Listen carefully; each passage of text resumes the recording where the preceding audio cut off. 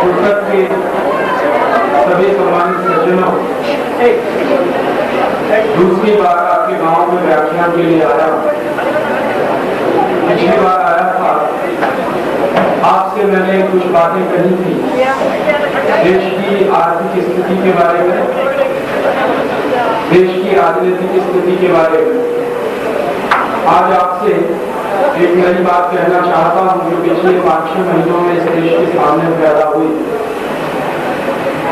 हमारे देश में पिछले 5-6 महीने में एक घटना घटित हुई और उसके बाद हमारे देश के ऊपर कई तरह की परिस्थितियां पैदा हो गई उस दुर्घटना के कारण, उस घटना के कारण। घटना ये थी, मई के महीने में भारत के वैज्ञानिकों ने 5 आणविक परीक्षण किए।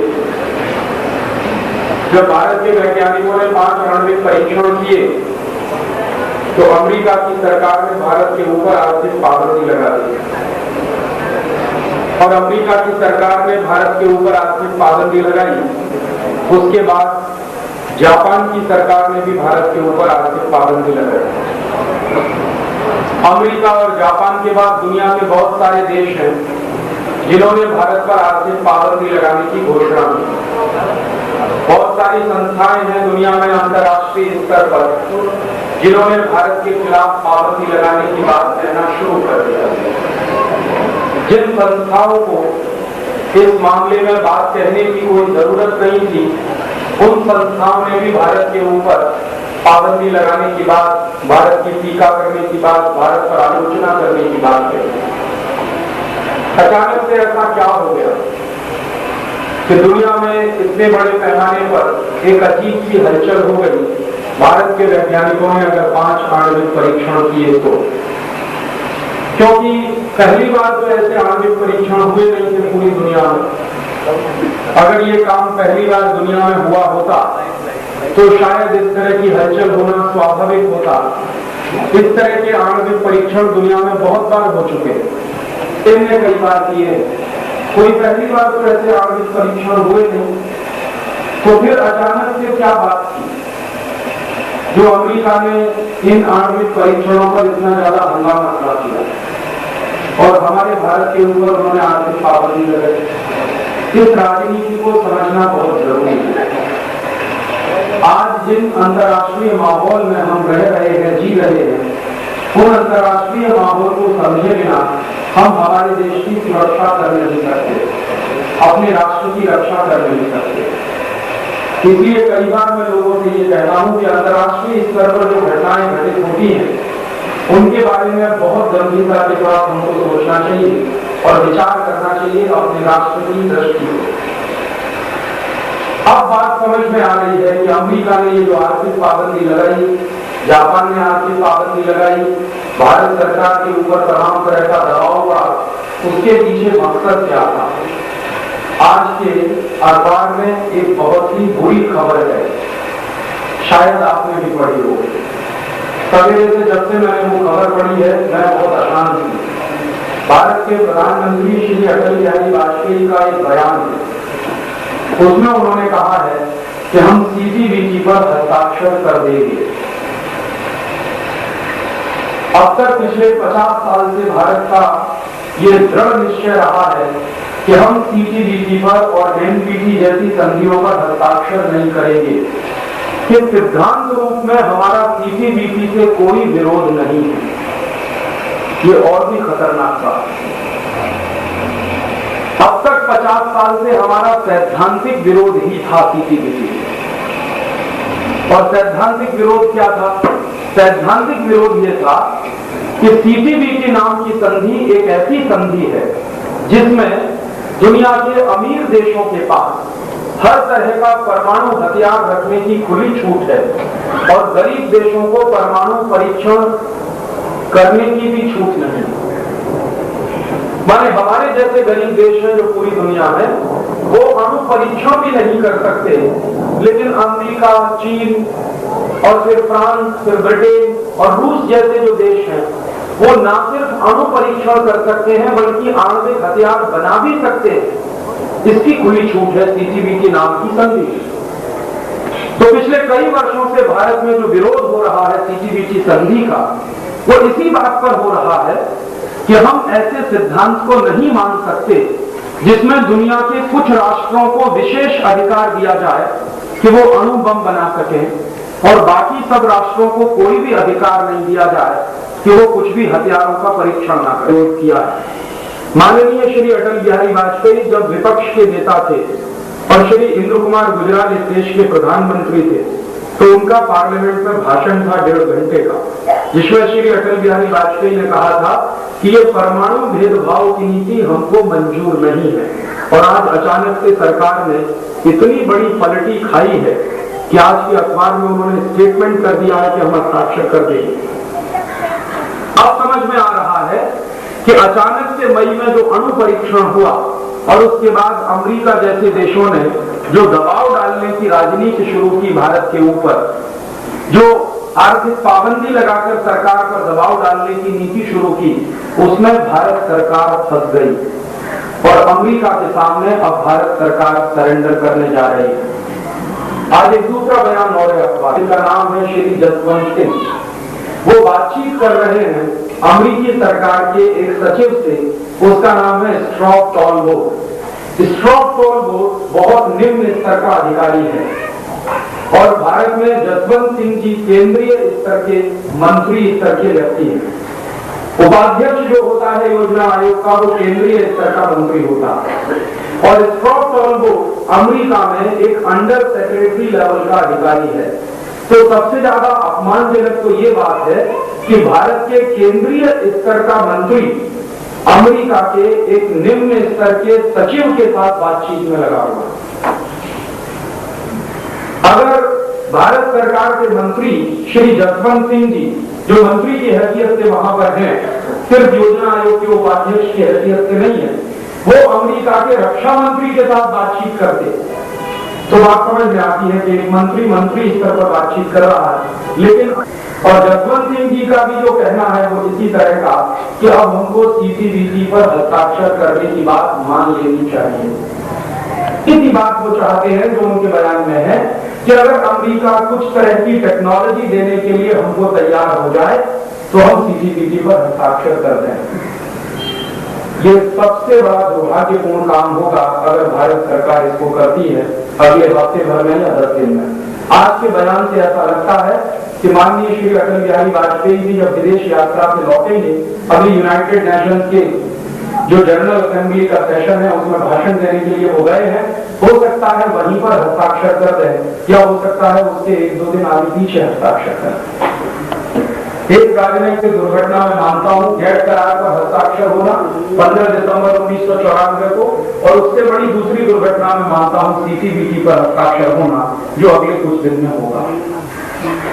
तो इस बात की गंभीरता का अध्ययन हम सबको करना होगा कि आखिरकार इनकी मजबूरी क्या है, ये कौन से दबाव में काम कर रहे हैं, भारत सरकार के ऊपर दबाव किस तरह की है और बौखलाहट किस तरह की है, और इसमें से बाहर निकलने के लिए हमको कोई रास्ता सुझाई देता है क्या, दिखाई देता है क्या।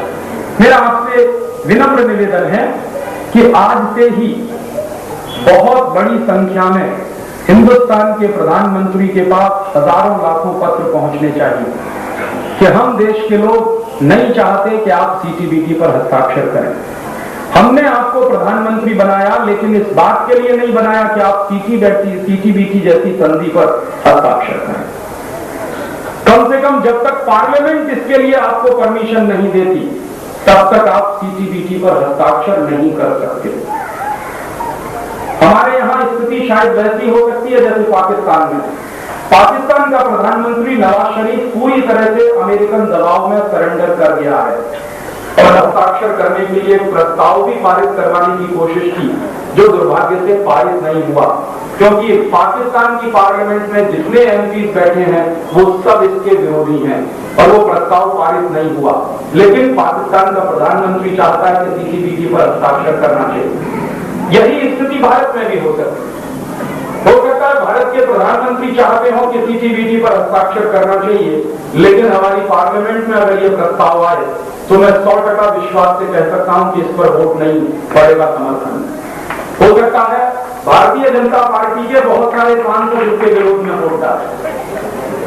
जरूरी नहीं है कि प्रधानमंत्री का ये प्रस्ताव पर पार्लियामेंट से व्यक्तिगत हैसियत से, आप अपने संगठन की हैसियत से, इस गांव के दूसरी संस्थाओं की हैसियत से 1000, 2000, 5000, 10,000 जितनी चिट्ठियां भिजवा सकें प्रधानमंत्री के हाउस में, प्रधानमंत्री के कार्यालय में, या यहाँ से टेलीग्राम जा सके, ताकि सरकार पर इस बात का दबाव करना चाहिए कि भारत के लोग इसके समर्थन में नहीं हैं, और उनको ये बात का अंदाजा लग जाना चाहिए कि अगर हमने ये गलती की तो इसका भुगतान इस देश के लोग हमको करके दे देंगे। माने इस देश के लोगों को ये भी सिद्ध करना होगा कि वो राष्ट्र के साथ हैं या सरकार के साथ हैं। ये ऐसी संकट की घड़ी है इस समय देश के साथ। अब हमको या तो राष्ट्र को चुनना है या सरकार को चुनना। मेरा मानना यह है कि सरकारें कुछ नहीं है राष्ट्र के साथ। सरकारें आती हैं, सरकारें जाती हैं। सरकारें आज चल रही हैं, कल नहीं भी चलेंगी। प्रधानमंत्री रहेंगे, नहीं भी रहेंगे, लेकिन इस राष्ट्र को रहना है इस देश में।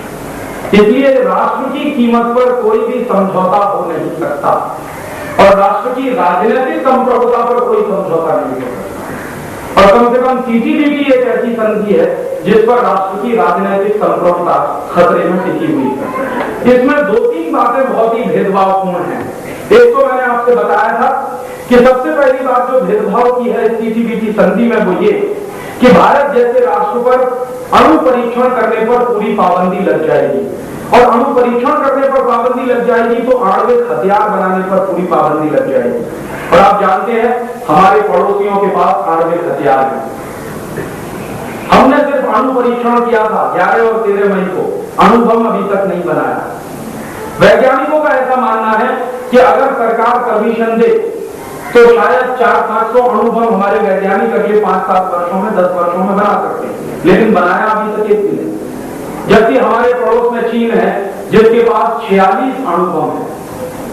हमारा पड़ोसी रूस है जिसके पास 715 अणु बम है। हमारे यहाँ नजदीक है, बहुत नजदीक तो नहीं है लेकिन ब्रिटेन है, उसके पास 180 परमाणु बम है। अमेरिका के पास 20,000 अणु बम, फ्रांस के पास 1,500 से ज्यादा अणु बम है। तो इन सब देशों के पास हजारों की संख्या में अणु बम है, और इनमें से किसी भी देश ने अभी तक ये घोषणा नहीं की है कि हम हमारे अणु बम को नाश करेंगे। ना अमेरिका चाहता है अपने अणु बम का सत्यानाश करना, ना फ्रांस चाहता है। भारत अगर ये संधि करता है तो भविष्य में किसी खतरे में हम फंस सकते हैं। और आप जानते हैं इस समय चीन की दोस्ती पाकिस्तान से बहुत अच्छी है, हमसे बहुत अच्छी है। चीन और अमेरिका जब भी चाहेंगे पाकिस्तान को आणविक हथियार उपलब्ध कराएंगे, क्योंकि जब जब हमारा पाकिस्तान से झगड़ा हुआ है अमेरिका पाकिस्तान के समर्थन में खड़ा था। 1972 में जब बांग्लादेश का युद्ध हुआ था और हमारे देश की सेनाओं ने बांग्लादेश बनाने का अतिक्रम किया था। क्यों किया था? क्योंकि बंगाल में समस्या पैदा हो गई थी। बांग्लादेशी शरणार्थी भाग भाग कर बंगाल में आ रहे थे। 1 करोड़ से ज्यादा लोग बंगाल में आ चुके थे। पूरी अर्थव्यवस्था चौपट होना शुरू हो गई। तो बंगाल के मुख्यमंत्री के निवेदन पर और इस देश के तमाम दूसरे बड़े नेताओं के निवेदन पर श्रीमती इंदिरा गांधी ने उसमें हस्तक्षेप किया और बांग्लादेश को बनवाया ताकि हमारी समस्या टल जाए। हमारे यहाँ जो लगातार शरणार्थी आ रहे थे बांग्लादेश से, त्रिपुरा में घुस रहे थे, आसाम में घुस रहे थे, बंगाल में घुस रहे थे, इन शरणार्थियों की समस्याएं ठीक से सुलझ जाएं, इसके लिए बांग्लादेश बनाया था। वो बांग्लादेश बनाने का जो मुक्ति संग्राम चला उसमें भारतीय सैनिकों ने बांग्लादेशी सेनाओं की मदद की थी और उसमें अमेरिका ने पाकिस्तान की मदद की थी। जब पाकिस्तान की तरफ से आक्रमण हुआ और भारतीय सैनिकों ने पाकिस्तान के आक्रमण का पूरी ताकत से जवाब दिया था। लाल बहादुर शास्त्री इस देश के प्रधानमंत्री थे, तब भी अमेरिका पूरी तरह से पाकिस्तान के समर्थन में था।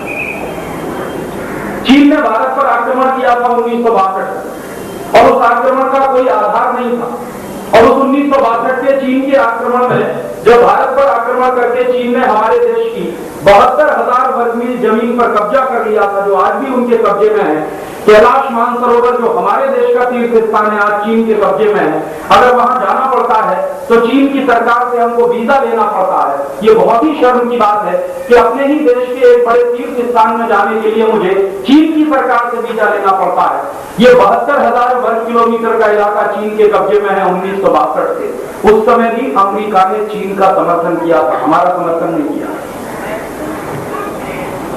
और उसके पहले 1948 के साल में 1947-48 में जब आजादी मिल रही थी, उसके तुरंत बाद पाकिस्तान की तरफ से कबायलियों का जो आक्रमण हुआ था इस देश पर, तब भी अमेरिका ने समर्थन पाकिस्तान का ही किया था, भारत का नहीं किया।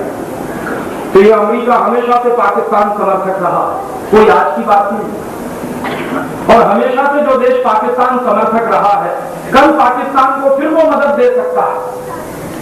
पाकिस्तान इसलिए सीटीबीटी पर हस्ताक्षर करे या न करे, उनके लिए ये बिल्कुल महत्वपूर्ण नहीं, क्योंकि पाकिस्तान की सरकार को अगर वो सीटीबीटी पर हस्ताक्षर कर दे तो भी अमेरिका से मदद मिलेगी, नहीं करेगा तो भी तो मिल तो रही है।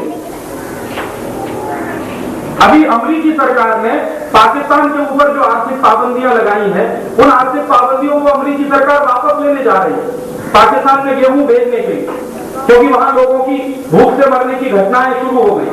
तो अमेरिकी सरकार अभी आर्थिक पाबंदी हटा के गेहूं बेचेगी पाकिस्तान में। हो सकता है कुछ दूसरे सामान भी पाकिस्तान में बेचे जाए। तो अमेरिका तो पाकिस्तान की हमेशा से मदद करता रहा, कोई आज की बात नहीं है। इसलिए पाकिस्तान की सरकार सीटीबीटी पर हस्ताक्षर करती है या नहीं करती है, उससे भारत को कुछ लेना देना नहीं है। भारत को अपने हित की बात पहले सोचनी है। और अगर एक बार हम इसमें एंटर कर गए तो ये सीटीबीटी एक ऐसा एग्रीमेंट है जिसमें से बाहर निकलने का रास्ता नहीं है। गेट करार तो कम से कम एक ऐसा एग्रीमेंट है जिसको रद्द भी किया जा सकता है, जिसमें से भारत सरकार बाहर भी निकल सकती है। 6 महीने का नोटिस देकर हम गेट करार को रद्द करवा सकते हैं अपनी तरफ से। 6 महीने का नोटिस देकर हम गेट करार में से बाहर आ सकते हैं। लेकिन सीटीबीटी संधि को जितना मैंने पढ़ा है और जाना है, उसमें से बाहर निकलने का कोई रास्ता नहीं है। एक बार अंदर घुस गए तो हमारी पूरी की पूरी पॉलिटिकल सॉवरेनिटी सरेंडर हो जाएगी और हम छोटे छोटे मामलों में बड़े देशों पर निर्भर हो जाएंगे। अपनी सुरक्षा के मामले में भी बड़े देशों पर निर्भर हो जाएंगे। और आने वाला साल बहुत खतरनाक, आने वाले साल में कभी भी विश्व युद्ध हो सकता है। परिस्थितियां ऐसी बनती चली जा रही है पूरी दुनिया में कि कभी भी विश्व युद्ध हो सकता है। अमेरिका ने अभी अफगानिस्तान पर जो बम गिराए थे, सूडान पर जो बम गिराए थे, उन दोनों बम के गिराने के बाद सूडान और अफगानिस्तान में इतनी तेजी के साथ अमेरिका के खिलाफ हवा पैदा हुई है कि कभी भी सूडान और अफगानिस्तान मिलकर अमेरिका पर आक्रमण कर सकते हैं। एक बिन लादेन नाम का आदमी जो बिलियनर करोड़पति है, अरबपति है, जिसके पास पेट्रो डॉलर बहुत बड़ी मात्रा में है, उसने घोषित कर दिया है कि अब तो अमेरिका मेरा दुश्मन नंबर 1 है और मैं बता दूंगा कि अमेरिका रहेगा कि नहीं रहेगा। तो ये देश कभी भी आक्रमण करेंगे। और गल्फ देशों में तो अमेरिका के खिलाफ बहुत पहले से माहौल है। जब से इराक के खिलाफ अमेरिका ने स्टैंड लिया और इराक पर बमबारी की थी अमेरिकी सैनिकों ने, जिसमें 80 लाख इराकी मारे गए थे, तब से इराक को खिलाफ है ही अमेरिका के। ईरान भी खिलाफ है अमेरिका। ईरान और इराक दोनों अमेरिका के खिलाफ है, बस मौके का इंतजार कर रहे हैं कि कब मौका मिले और अमेरिका को सबक सिखाना। ये दोनों देश इसलिए खिलाफ हैं अमेरिका के कि अमेरिका के कारण इन दोनों देशों को कुत्तों की तरह से लड़ना पड़ा था। अमेरिका ने इतना बड़ा धोखा दिया था ईरान और इराक को। वो धोखा क्या था? एक बार 1980-1989 के साल की बात मैं आपको बता रहा हूं कि अमेरिका का एक बहुत बड़ा अखबार है, उसका नाम है वॉशिंगटन पोस्ट। तो वॉशिंगटन पोस्ट नाम के अखबार में 1989 के साल में एक खबर छप गई थी और खबर ये थी कि ईरान और इराक के बीच में एक बहुत बड़ा इलाका है रेगिस्तानी, जिसका नाम है शर्क़ अल अरब। तो ये जो शर्क़ अल अरब का रेगिस्तानी इलाका है, उस रेगिस्तानी इलाके में भयंकर तेल छुपा हुआ है। ऐसी खबर छपी अमेरिका के अखबार में। अमेरिका के अखबार में ये जो खबर छप गई, शर्क़ अल अरब के इलाके में भयंकर तेल छुपा हुआ है, तो उस खबर का प्रतिक्रिया क्या हुई? ईरान और इराक के अखबारों में भी ये खबर छपी कि वॉशिंगटन का अखबार कहता है कि यहाँ पर तेल छुपा हुआ। तो वो जो इलाका है शर्क़ अल अरब का, वो दो देशों के बीच की बफर स्टेट है। और बफर स्टेट माने नो मैन्स लैंड, जहां पर कोई रहता नहीं और जहां पर कोई अपना क्लेम भी नहीं करता। वहां पर दो देशों की सीमाएं, नो मैन्स लैंड काफी बड़े पैमाने पर है। तो ईरान और इराक की सरकारों ने आपस में लड़ना शुरू कर दिया कि हम तेल निकालेंगे कि तुम तेल निकालो। पहले शांति था वहां पे, कोई मुश्किल नहीं थी, कोई झगड़ा नहीं था।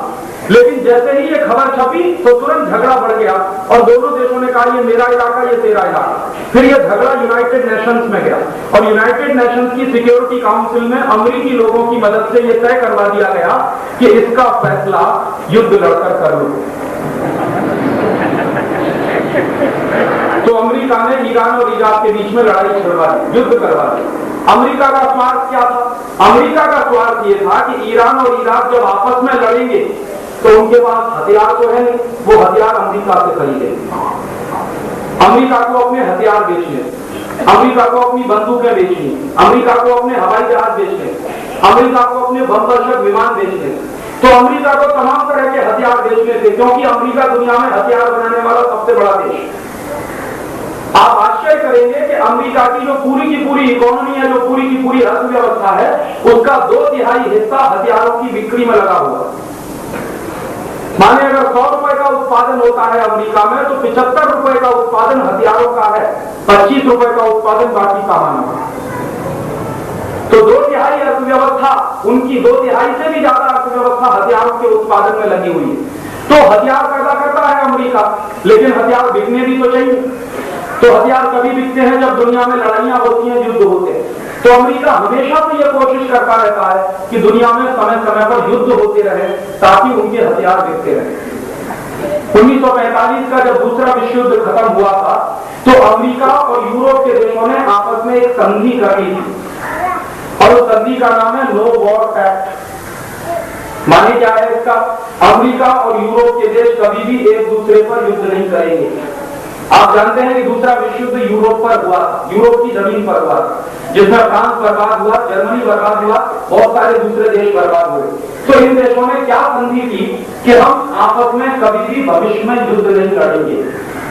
तो यूरोप के देशों ने आपस में संधि की, फ्रांस ने जर्मनी से की, जर्मनी ने फ्रांस से की, फिर फ्रांस ने स्पेन से की, स्पेन ने फ्रांस से की, और सब यूरोप के देशों ने आपस में मिलकर अमेरिका से संधि की कि हम आपस में कभी नहीं लड़ेंगे और अमेरिका भी हमसे कभी नहीं लड़ेगा। हम किसी पर हथियार नहीं फेंकेंगे, कोई हमारे ऊपर हथियार नहीं फेंकेगा। तो वहां से युद्ध होने की संभावना है, क्योंकि संधि हो गई और 1945 से ये संधि बराबर बनी हुई है। तो अब युद्ध कहां हो सकते हैं? तो उन्होंने ढूंढ रखा है कि दुनिया के ये जो गरीब देशों हैं इनमें युद्ध करो, क्योंकि यूरोप के देश अमेरिका से नहीं लड़ेंगे, अमेरिका यूरोप से नहीं लड़ेगा, तो आपस में तो ये युद्ध होंगे नहीं और कभी हथियार बिकेंगे नहीं। इसलिए दुनिया के गरीब देशों में युद्ध करवाओ। तो अमेरिका दुनिया के गरीब देशों में युद्ध करवाता रहता, और वो युद्ध उसने करवाया ईरान इराक के बीच में, किस तरह से तेल की होने की खबर छपाकर, और बाद में दोनों देशों ने ये फैसला किया कि अभी इस तेल को निकालना है, तो कौन इसका मालिक होगा, इस पर लड़ाई हुई। तो लड़ाई जब शुरू हो गई ईरान और इराक में, तो अमेरिका की कंपनियों ने इराक को भी हथियार बेचे, ईरान को भी हथियार बेचे।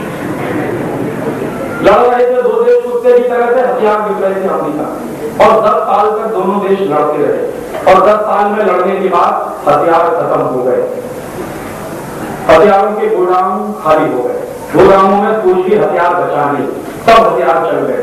तो अमेरिका ने फिर क्या कहा इन दोनों देशों से कि भाई अभी शांति करो। उस बैठक में चौधरी अमेरिका बन गया और दोनों देशों के प्रधानमंत्री और राष्ट्रपति को सामने बिठाकर बोला कि अभी भाई लड़ते क्यों, आपको तेल ही चाहिए ना, तो शर्त अल अरब में जितना तेल निकलेगा उसका आधा ईरान ले लेगा, आधा इराक ले लेगा। आप देखिए अमेरिका कितना बेईमान और बदमाश देश है। यही बात पहले भी हो सकती है युद्ध होने के पहले कि जितना तेल निकलेगा आधा तुम ले लो, आधा तुम ले लो, लेकिन नहीं होने दिया। पहले युद्ध करवाया, 10 साल तक युद्ध चलवाया, उसके बाद हथियार बिकवाए, जब हथियार खत्म हो गए तब शांति की बात, और उसके बाद हो गया फैसला ये हो गया कि ठीक है जितना तेल निकलेगा उसमें से आधा इराक लेगा, आधा ईरान लेगा। फिर परेशानी इस पर आई कि तेल निकालेगा कौन? तो अमेरिका ने कहा कि ठेका मुझको दे दो, मैं निकालता हूं।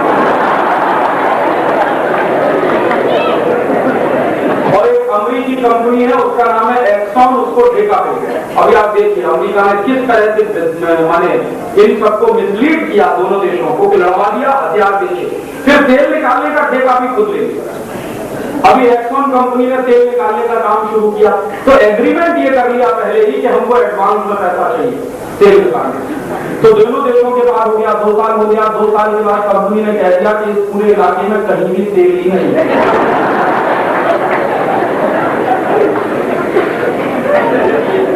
और तब दोनों देश के राष्ट्रपति और प्रधानमंत्रियों ने अपने अपने सिर पे हाथ पीटा और कहा कि कहां हम फंस गए।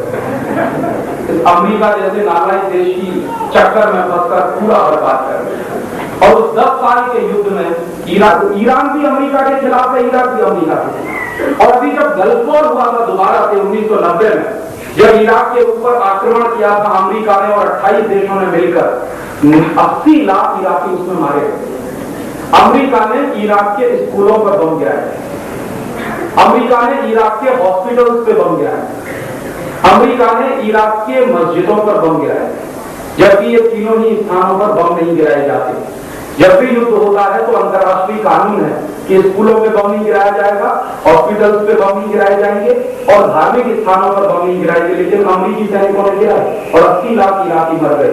तब से इराक में भयंकर अमेरिका का विरोध है और इराक के राष्ट्रपति भी बहुत अमेरिका विरोधी है। तो अभी हालात ऐसे बन रहे हैं कि ये सब के सब गल्फ देश शायद एक ना हो जाए अगले साल तक। और अगर ये एक हुए तो हो सकता है ये जमकर आक्रमण करेंगे और तब कोई विश्व युद्ध हो सकता है। और ऐसी स्थिति में अपने देश की सुरक्षा का सवाल आएगा और तब हमको अफसोस होगा इस बात पर कि क्यों हमने CTBT पर साइन किया। अब ये 1-1.5 साल के बाद ऐसी कर रहे हैं, मैं कोई प्रोफेसी नहीं कर रहा, मैं कोई भविष्यवक्ता नहीं। जो आर्थिक राजनीतिक स्थितियां पैदा हुई हैं पूरी दुनिया में, उनको ध्यान में रखते हुए मैं ये बता रहा हूं कि हो सकता है मई 1999 के बाद युद्ध ना शुरू हो जाए। उसके कारण क्या है? एक तो कारण ये है कि ये गल्फ देशों ने एक होना शुरू कर दिया। जिस दिन सूडान, अफगानिस्तान और लीबिया और उनका एक देश है सऊदी अरब, सऊदी अरब में इस समय अमेरिकी सैनिक पड़े हुए हैं। जिस दिन सऊदी अरब की सरकार ने फैसला किया कि हम अमेरिकी सैनिकों को अपनी जमीन पर नहीं रहने देंगे, उसी दिन युद्ध शुरू हो सकता है। बस देर अब इसी बात की है कि सऊदी अरब से जिस दिन अमेरिकी सैनिक हटना शुरू होंगे, उसी दिन से युद्ध शुरू हो सकता है। और वैसी युद्ध की परिस्थिति में अपने देश की सुरक्षा का सवाल सबसे महत्वपूर्ण होगा। और तब शायद हमको अफसोस होगा कि CTBT पर हस्ताक्षर क्यों किया। और इस युद्ध के एक दूसरे कारण और हैं कि एक तो ये गल्फ देशों में एकता हो रही है, दूसरी तरफ जनवरी 1999 के बाद यूरो डॉलर नाम की एक करेंसी आ रही है अंतर्राष्ट्रीय बाजार। यूरोप के 12 देश एक हो गए, उन्होंने कॉमन यूरोपियन मार्केट बना लिया। फिर कॉमन यूरोपियन मार्केट के बाद उन्होंने एक करेंसी बनाई है, सब देश एक ही करेंसी चलाएंगे। फ्रांस की करेंसी खत्म हो जाएगी, ब्रिटेन की जर्मनी की करेंसी खत्म हो जाएगी, ब्रिटेन अभी उसमें शामिल नहीं है, फ्रांस है, जर्मनी है, हॉलैंड है, स्वीडन है, स्विट्जरलैंड है, ये सभी देश एक हो रहे हैं, अपनी अपनी करेंसी खत्म करेंगे और एक ही करेंसी चलेगी पूरी दुनिया में, यूरो डॉलर। तो यूरो डॉलर जनवरी में आ जाएगा 1999 में और मई 1999 तक उसकी कीमत तय की जाएगी। और जब कीमत तय होगी तो डॉलर की तुलना में यूरो डॉलर आ जाएगा। माने दुनिया में 2 हार्ड करेंसी आएगी, एक तो डॉलर अभी है, फिर यूरो डॉलर आ जाएगा। और यूरो डॉलर का दाम निश्चित रूप से डॉलर से महंगा होगा, माने यूरो डॉलर मजबूत होगा, डॉलर कमजोर होगा। क्यों होगा? पिछले 50 साल तो अमेरिकी सरकार ने इसको कैसे मेंटेन किया हुआ है? अमेरिकी सरकार ने इन्फ्लेशन किया हुआ, इसलिए डॉलर को उन्होंने मेंटेन करके रखा। और अभी इस समय चूंकि डॉलर की तुलना में कोई दूसरी बड़ी करेंसी दिखाई नहीं देती सारी दुनिया में और अमेरिका ही एक चौधरी दिखाई देता है पूरी दुनिया में, जनवरी 1999 में तो यूरो डॉलर आ जाएगा। तो यूरो डॉलर मजबूत होगा, डॉलर कमजोर होगा और डॉलर की कीमत गिरना शुरू होगी, यूरो डॉलर तेजी से आगे बढ़ेगा। यूरो डॉलर इसलिए भी मजबूत होगा क्योंकि नई नई करेंसी जब शुरू होती है दुनिया में तो उस नई करेंसी की कीमत सबसे ज्यादा होती है जब भी नई करेंसी शुरू होती है। तो यूरो डॉलर मजबूत होगा, डॉलर कमजोर होगा, तो अमेरिका का फिर संकट बढ़ेगा और हो सकता है अमेरिकन इकोनॉमी कोलैप्स कर जाए। और वो संकट कैसा होगा? जैसे ही डॉलर की कीमत गिरना शुरू होगी, अमेरिकन स्टॉक मार्केट गिरेगा और अमेरिकन स्टॉक मार्केट अगर गिरना शुरू हुआ तो अमेरिकन कंपनियां दिवालिया होंगी जिन्होंने स्टॉक मार्केट में पैसा इन्वेस्ट कर रखा, और अमेरिकन कंपनियां दिवालिया होंगी, बैंकरप्ट होंगी। उसके साथ साथ अमेरिका की बैंकें भी बैंकरप्ट होंगी, अमेरिका की बैंकें भी दिवालिया होंगी क्योंकि अमेरिकी बैंकों का काफी पैसा स्टॉक मार्केट में लगा हुआ। तो एक साथ बहुत सारी अमेरिकी बैंकें और अमेरिकी कंपनियां बैंकरप्ट हो जाएंगी, इंसॉल्वेंट हो जाएंगी, भिखारी हो जाएंगी। और ऐसी स्थिति में अमेरिका और बौखलाएगा और इधर ये गल्फ देशों में एकता होना शुरू हो जाएगी और तब ये मिलकर कहीं अटैक कर सकते हैं। और हो सकता है कि युद्ध शुरू हो इसी गल्फ में कहीं किसी स्थान से। हो सकता है इजराइल युद्ध भूमि बने आपकी। पिछली बार फ्रांस बना था युद्ध भूमि सेकेंड वर्ल्ड वॉर में, थर्ड वर्ल्ड वॉर में हो सकता है इजराइल युद्ध भूमि बने और हो सकता है लाखों लाखों लोग उसमें मारे जाएं।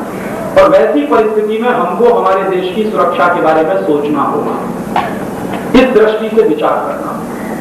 और इसलिए मुझे लगता है कि ये सीटीबीटी पर हस्ताक्षर करना देश की सुरक्षा के साथ खिलवाड़ करना, सीटीबीटी जैसी संधि पर हस्ताक्षर करना भारत की राजनीतिक संप्रभुता को गिरवी रखना, और ये काम नहीं होना चाहिए। हमको समीक्षा भी कर लेनी चाहिए कि किस तरह के दबाव में इस समय हम फंस गए हैं। आप सोचिए, जरा से दबाव आए हैं उसी में सरकारों ने सरेंडर कर दिया, इससे ज्यादा दबाव अगर आ गए तो फिर क्या होगा।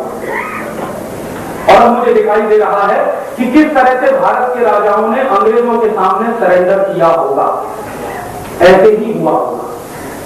आज के राजा जिस तरह से सरेंडर कर रहे हैं अमेरिका के सामने, ऐसे ही भारत के पुराने जमाने के राजाओं ने सरेंडर किया होगा अंग्रेजों को। तो शायद अपना इतिहास फिर दोहरा रहा है अपने आप। और मुझे ऐसा लगता है दुनिया के बहुत सारे बड़े बड़े अर्थशास्त्री एक गंभीर बात कहते रहे और वो बात सच होते हुए दिखाई दे रही है कि जिस देश की जनता सो जाती है और जिस देश में प्रबुद्ध वर्ग सिर्फ अपने स्वार्थ में डूब जाता है, उस देश का इतिहास बार बार अपने आप को दोहराता है। तो शायद भारत का इतिहास अपने आप को दोहराने की स्थिति में है।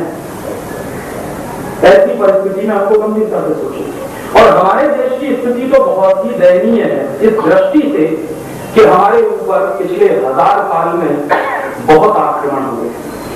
आजादी के बाद तो मैंने बताया 4 आक्रमण हुए, 3 तो प्रत्यक्ष रूप से हुए, 1 परोक्ष रूप से हुआ। 1972 का आक्रमण परोक्ष आक्रमण था, लेकिन 1965 का आक्रमण भारत के ऊपर सीधा आक्रमण था। 1962 का आक्रमण भारत के ऊपर सीधा आक्रमण था। 1943-48 का आक्रमण, फिर 1949 का आक्रमण भारत के ऊपर सीधा आक्रमण था। तो आजादी के बाद 4 आक्रमण हुए और आजादी के पहले 1000 से ज्यादा आक्रमण हमारे देश पर हुए। पिछले 1500 साल के इतिहास में हमारे देश के ऊपर 1000 से ज्यादा आक्रमण हो चुके हैं। 3वीं शताब्दी ईसा पूर्व में सिकंदर का आक्रमण हुआ था, जिसको मैं पहला आक्रमण मानता हूं, परदेशी आक्रमण। और 3वीं शताब्दी ईसा पूर्व से लेकर 7वीं शताब्दी तक जब मोहम्मद बिन कासिम ने आक्रमण किया, लगातार कुछ न कुछ परदेशी आक्रमण होते ही रहे। और 7वीं शताब्दी से लेकर 10वीं शताब्दी तक मोहम्मद बिन कासिम के बाद फिर महमूद गजनवी के जो आक्रमण हुए इस देश के ऊपर, और 10वीं शताब्दी से लेकर 14वीं शताब्दी तक तो आक्रमणों की लाइन लग गई थी। भयंकर परदेशी आक्रमण इस देश पर हुए हैं 10वीं शताब्दी से लेकर 14वीं शताब्दी के बीच। और 14वीं शताब्दी के बाद 15वीं और 16वीं शताब्दी के शुरुआत में तो 2 तरफ से एक साथ आक्रमण हुए। एक तो मुस्लिम आक्रांता हमारे देश पर चढ़े, दूसरी तरफ से पुर्तगाली घुसे हमारे देश में। वास्को डी गामा आया, वो आक्रमण नहीं करने के लिए आया, भारत की खोज करने नहीं आया। ये बहुत गलत बात है जो भारत के इतिहास में पढ़ाई जाती है कि वास्को डी गामा भारत की खोज करने के लिए आया। वो भारत की खोज कर कैसे करता? भारत तो वास्को डी गामा के 5000 साल पहले से है दुनिया।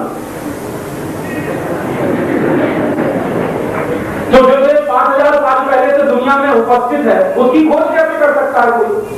खोज तो उस बात की जाती है जो पहले नहीं हो कोई वस्तु। तो ये बहुत गलत बात भारत के इतिहास में पढ़ाते हैं कि वास्को डी गामा खोज करने आया था, लूटने आया, आक्रमण करने आया। और वास्को डी गामा ने आक्रमण किया था, उसके बाद पुर्तगाली आक्रमण इस देश के ऊपर हुए। और उन आक्रमणों का नतीजा क्या निकला था? हमारे देश का गोवा 450 साल तक पुर्तगालियों का गुलाम हो गया। लेकिन अब अमेरिकी सरकार कह रही है रूस को कि आप अपनी सुरक्षा संधि तोड़ो भारत से। इसका मतलब रूस भी भारत पर आक्रमण कर सकता, या रूस की जमीन इस्तेमाल की जा सकती है भारत पर आक्रमण करने के लिए। अमेरिका उस जमीन का इस्तेमाल कर सकता है। तो ऐसी परिस्थिति में हम कैसे गारंटी से कह सकते हैं कि हमारे ऊपर कोई परदेशी आक्रमण नहीं होगा? हम कैसे खुशफहमी में रह सकते हैं? और सबसे बड़ा दुर्भाग्य जो मुझे इस देश का लगता है वो ये कि आजादी के बाद पिछले 50 साल में हम हमारे देश के लिए कोई राष्ट्रीय सुरक्षा की नीति नहीं बना पाए। पिछले आजादी आजादी के पहले जब हम गुलाम थे अंग्रेजों के, या उसके पहले भी जो परदेशी आक्रमण हुए हमारे देश के ऊपर, 1000 साल लगातार हमारा समाज झेलता रहा परदेशी आक्रमणों को। लेकिन इस देश में उन 1000 साल के परदेशी आक्रमणों के बाद भी कोई सबक नहीं सीखा इस देश की सरकारों ने, और कोई ऐसी ठोस योजना नहीं बना पाई आज तक कि कल को फिर परदेशी आक्रमण हो जाए तो देश की क्या स्थिति हो, कैसे झेलेंगे हम। क्योंकि 1949 में जो हुआ था तमाशा, 1943-48 में जब भारत विभाजन हुआ, पाकिस्तान बना, तुरंत पाकिस्तान की तरफ से जो आक्रमण हुआ, तो पाकिस्तानी कबायलियों ने लगातार कश्मीर को घेरना शुरू किया, और कश्मीर को घेरते गए, पूरा कश्मीर उनके कंट्रोल में चला गया। फिर जम्मू की तरफ बढ़े, जम्मू से मुश्किल से 13 किलोमीटर दूर रह गई थी पाकिस्तानी सेना। तब भारतीय सैनिकों ने पाकिस्तानी सेनाओं का जवाब दिया था। तब तक क्या कर रहे थे? राजा हरि सिंह से बातचीत चल रही थी। राजा हरि सिंह तैयार नहीं था कश्मीर को भारत में विलय कराने के, और भारत सरकार कहती थी कि जब तक तुम नहीं करोगे तब तक हम तुम्हारी मदद नहीं करेंगे। उस समय अगर राजा हरि सिंह को एक बाजू में रखकर पाकिस्तानी सैनिकों को भगा दिया जाता, तो आज ये जो पाक ऑक्युपाइड कश्मीर की समस्या है, ये हमारे गले की समस्या नहीं बनती। हमारे ही देश का इलाका है जिसको हम पाक अधिकृत कश्मीर कहते हैं। हमारे ही देश के हैं 3 डिवीजन पूरे के पूरे जो पाकिस्तान के कब्जे में है भारत का इलाका पाकिस्तान के कब्जे में है। ये इसी कारण से हुआ कि लगातार देरी की गई और पाकिस्तानी सेनाओं ने एक बड़े इलाके पर कंट्रोल कर लिया। उसके बाद भारतीय सैनिकों ने जब पाकिस्तानी सैनिकों को पीछे खदेड़ा, तो ज्यादा दूर तक खदेड़ नहीं पाए, तुरंत समझौता हो गया। और समझौता क्या हुआ? जहां पर भारतीय सैनिक है वो जमीन भारत की, जहां पर पाकिस्तानी सैनिक है वो जमीन पाकिस्तान की। ऐसे बेवकूफी के समझौते करते रहे हमारे देश। तो उसमें नतीजा क्या निकला कि हमारे देश के 3 डिवीजन पाकिस्तान के कब्जे में चले, जो आज भी हमारे लिए सिरदर्द पैदा किए हुए, और ये कश्मीर की समस्या वहीं से पैदा हुई। ना तो वो हमारे 3 डिवीजन जाते पाकिस्तान के कंट्रोल में, ना तो आज ये समस्या होती कश्मीर। और ये समस्या पता नहीं कितने दिन और चलेगी, कितने लाख लोगों के बलिदान ले लेगी, कितने लाख लोगों को अपने घर उजड़वाने पड़ेंगे, कितने लाख लोगों को वहां से भागना पड़ेगा, उसका कुछ अंदाजा नहीं किया उस समय के नेताओं। और इतना कुछ बनते हो। फिर उसके बाद दोबारा गलती हुई। दोबारा क्या गलती हुई? 1962 में पंडित नेहरू ने नारा दिया, हिंदी चीनी भाई भाई, हिंदी चीनी भाई भाई। जो चीन कभी भाई हो नहीं सकता उसको भाई बना दिया। और चीन गए पंडित नेहरू राखी बनवाने के लिए, क्योंकि भाई था ना वो, तो राखी बनवाने गए चीन में। और राखी बनवा के जब पंडित नेहरू लौटे वापस, तो चीन ने आक्रमण कर दिया। इतने बड़े धोखे में रह गए पंडित नेहरू, और इतने बड़े धोखे में रखा पूरे भारत को कि हिंदी चीनी भाई भाई, हिंदी चीनी भाई भाई, और चीन चढ़ गया था हमारे। जिसको आज आप अरुणाचल प्रदेश कहते हैं, उसको उस जमाने में नेपा कहते थे, नेपा प्रदेश। तो चीन घुस गया नेपा और भयंकर आक्रमण किया चीनी सैनिकों ने। पंडित नेहरू तैयार नहीं थे उसके, भारतीय सैनिकों ने सरेंडर कर दिया। भारतीय सैनिक सीमा छोड़कर भागे और चीन के सैनिक उससे चले गए। उसके बाद क्या हुआ? अरुणाचल प्रदेश की बहनों के साथ चीन के सैनिकों ने जिस तरह से बलात्कार किए, जिस तरह से उनकी हत्याएं की, तो अरुणाचल के नौजवानों का खून खौलने लगा। लेकिन उनके पास कोई विकल्प नहीं था। भारतीय सैनिक मदद के लिए थे नहीं, क्योंकि भारतीय सैनिकों को वहां से भगा दिया गया, वापस बुला दिया गया।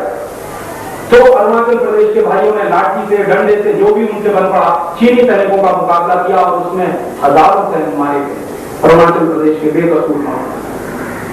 उसका दर्द आज भी उनके दिल में है। और आप जाइए उनसे बात करिए तो वो पूछते हैं कि हमको भारत ने दिया क्या? जब हमारे ऊपर चीन का आक्रमण हुआ था तो आपके सैनिक तो कभी आए नहीं हमारे बचाव के लिए। हमको तो खुद झेलना पड़ा चीनी आक्रमण। और उसमें नतीजा क्या हुआ?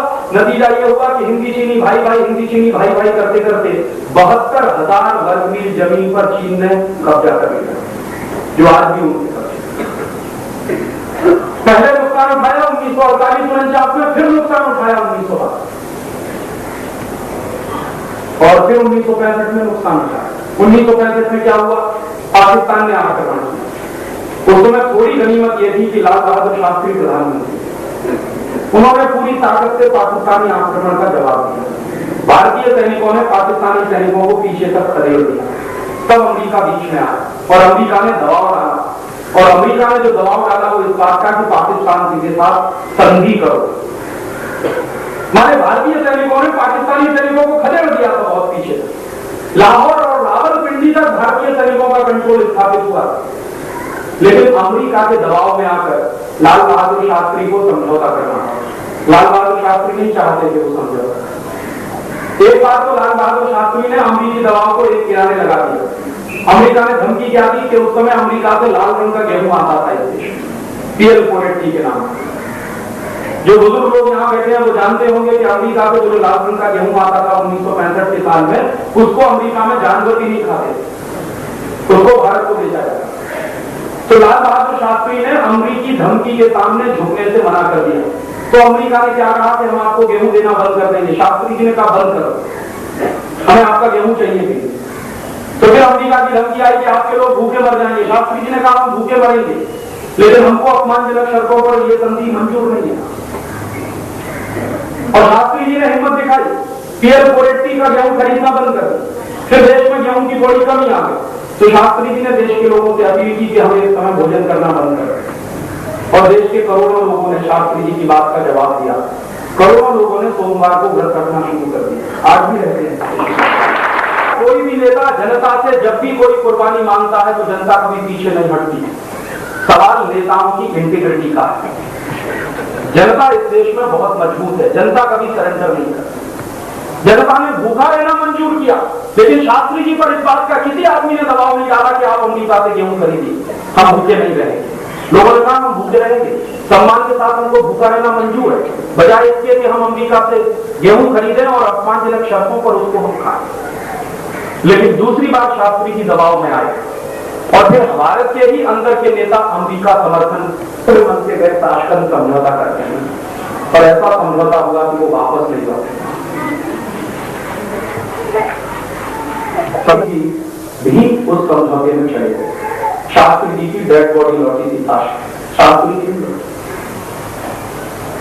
हमने इतनी बड़ी गलती की 1965 में कि एक तो देश का प्रधानमंत्री हुआ, न तो बनियान रहती थी, एक अंडर गया, ये कपड़े थे उनके, तो उन्होंने कहा मैं खुद धो लूंगा।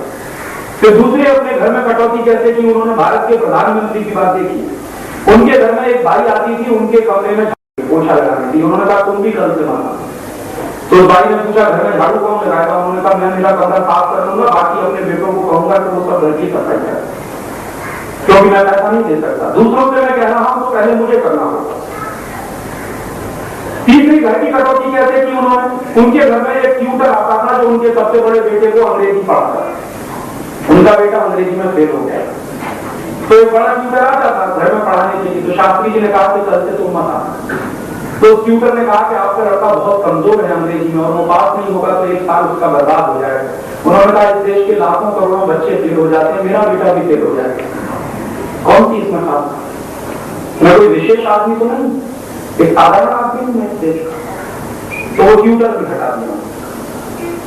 इस तरह से अपने खर्चों में कटौती की एक ऐसे व्यक्ति ने जो उस समय भारत का प्रधानमंत्री था। आज तो कोई नहीं दिखाई दे सकता। संकट की स्थिति तो आज भी है, आर्थिक हालत तो बहुत खराब है इस देश में। बताइए कब प्रधानमंत्री या राष्ट्रपति ने अपने खर्चे में कटौती करने की कोई बात नहीं। आज के नेताओं ने तो अपने खर्चे 3-3 गुने बढ़ा लिए। आपको मालूम है सभी नेताओं की पगारें 3-3 गुनी बढ़ गई। अभी पिछले 1 महीने से प्रधानमंत्री की पगार 3 गुनी बढ़ गई, राष्ट्रपति की पगार 3 गुनी बढ़ गई, मुख्यमंत्रियों की पगारें 3 गुनी बढ़ गई, राज्यपालों की पगारें 3 गुनी बढ़ गई। देश की आर्थिक हालत बहुत खराब, सरकार के पास पैसा नहीं और प्रदेशों से आने वाली मदद भी रुकी हुई है क्योंकि आर्थिक पाबंदी है। वैसी स्थिति में मुझे ऐसा लगता था कि ये सब नेता लाल बहादुर शास्त्री वाला उदाहरण पेश करेंगे कि पगारें नहीं लेंगे 1-2 साल के लिए, देश की स्थिति जब तक सुधरेगी नहीं। लेकिन इन सब नेताओं ने तो अपनी पगारें 3-3 गुनी बढ़ाई। इसलिए मैंने कहा था कि शास्त्री जी ऐसे व्यक्ति थे ना भूतो ना भविष्य, शायद ऐसा नेता मिलना बहुत मुश्किल है इस देश में। और क्या हो गया था, युद्ध जब शुरू हो गया था तो एक दिन शास्त्री जी की पत्नी ललिता जी ने कहा अभी नई धोती लाने के बारे में मैं कल्पना नहीं करता क्योंकि मैंने सब कुछ छोड़ दिया है, पगार लेना भी बंद कर दिया है, तो पैसा तो है नहीं, मैं नई धोती लाऊंगा कहां। जितने कम से कम खर्चे में तुम घर का काम चला सको उतने की बात करो। तो उन्होंने पूछा अपनी पत्नी से कि बोलो कितने कम से कम पैसे में घर का खर्च चल सकता। तो उनकी पत्नी ने कहा कि कुछ 300 रुपए में चल जाएगा। तो उन्होंने कहा ठीक है 275 रुपया कल से मैं दूंगा और कोशिश करो कि 25 रुपए की भी कटौती हो जाए। ऐसा प्रधानमंत्री था इस देश का जिसको हमने खोया 1965 की शान की बात था। एक तो जमीन खोई इस देश की, दूसरा ऐसा प्रधानमंत्री खोया। इतनी भयंकर गलतियां हुई इस देश में। और फिर 1972 में एक गलती हो गई। क्या गलती हो गई? मुझे ऐसा लगता है कि या तो श्रीमती इंदिरा गांधी को बांग्लादेश युद्ध में पैर फंसाना नहीं चाहिए, उनका आंतरिक मामला था वो सुलझा देते, और अगर पैर फंसाया तो पूरी इज्जत के साथ बाहर आना चाहिए। जानते हैं क्या हुआ? भारतीय सैनिक गए, पाकिस्तानी सैनिकों को सरेंडर करवाया।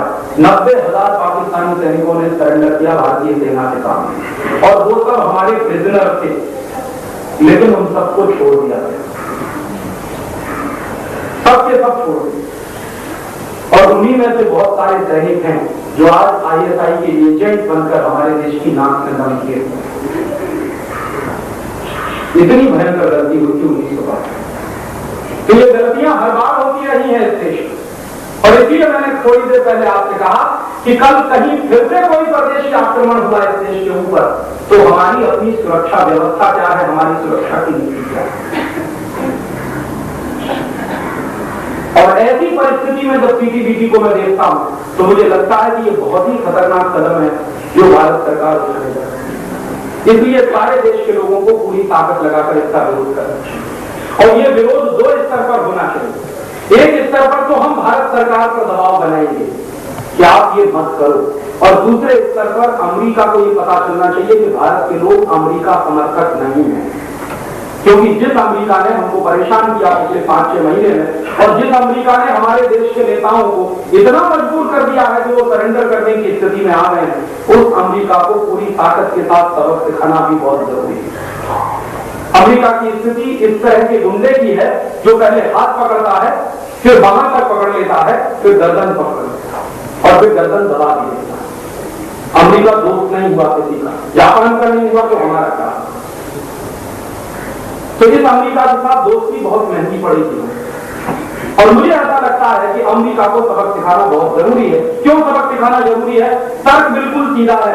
अमेरिकी सरकार ने भारत पर आर्थिक पाबंदी इसलिए लगाई कि हमारे वैज्ञानिकों ने 5 आणविक परीक्षण किए।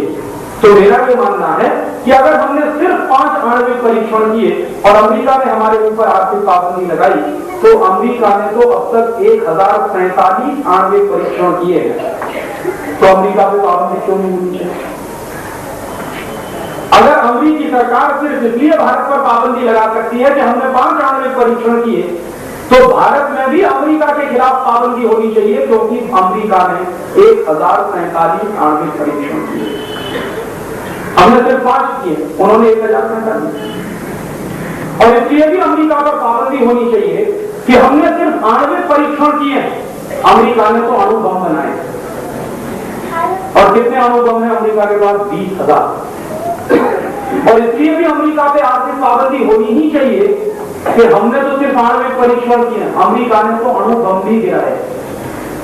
6 अगस्त 1945 को हिरोशिमा पे गिराया, और 9 अगस्त 1945 को नागासाकी पे गिराया। जापान के ऊपर 2 आणविक बम गिराए थे अमेरिका, और दोनों आणविक बम में लाखों जापानी मर गए। उसके बाद अमेरिका ने बम गिराने का अभियान बंद नहीं किया, जापान के ऊपर बम गिरा के लाखों जापानियों को मारा। उसके बाद 1960 के दशक में उसी अमेरिका ने वियतनाम के ऊपर बम गिराए और लाखों वियतनामी मर गए। फिर 1970 के दशक में अमेरिका ने कोरिया के ऊपर बम गिराए और लाखों कोरियन उसमें मर गए। फिर 1980 के दशक में मैंने आपको बताया इराक और इराक पर बम गिराए और लाखों ईरानी इराकी मरे। फिर 1990 के दशक में सिर्फ इराक पर बम गिराए और 80 लाख इराकी उसमें मरे। और अब अमेरिका फिर बम गिरा रहा, एक दिन सूडान पे गिराया, एक दिन अफगानिस्तान पे गिराया, किसी दिन भारत पे भी गिराया।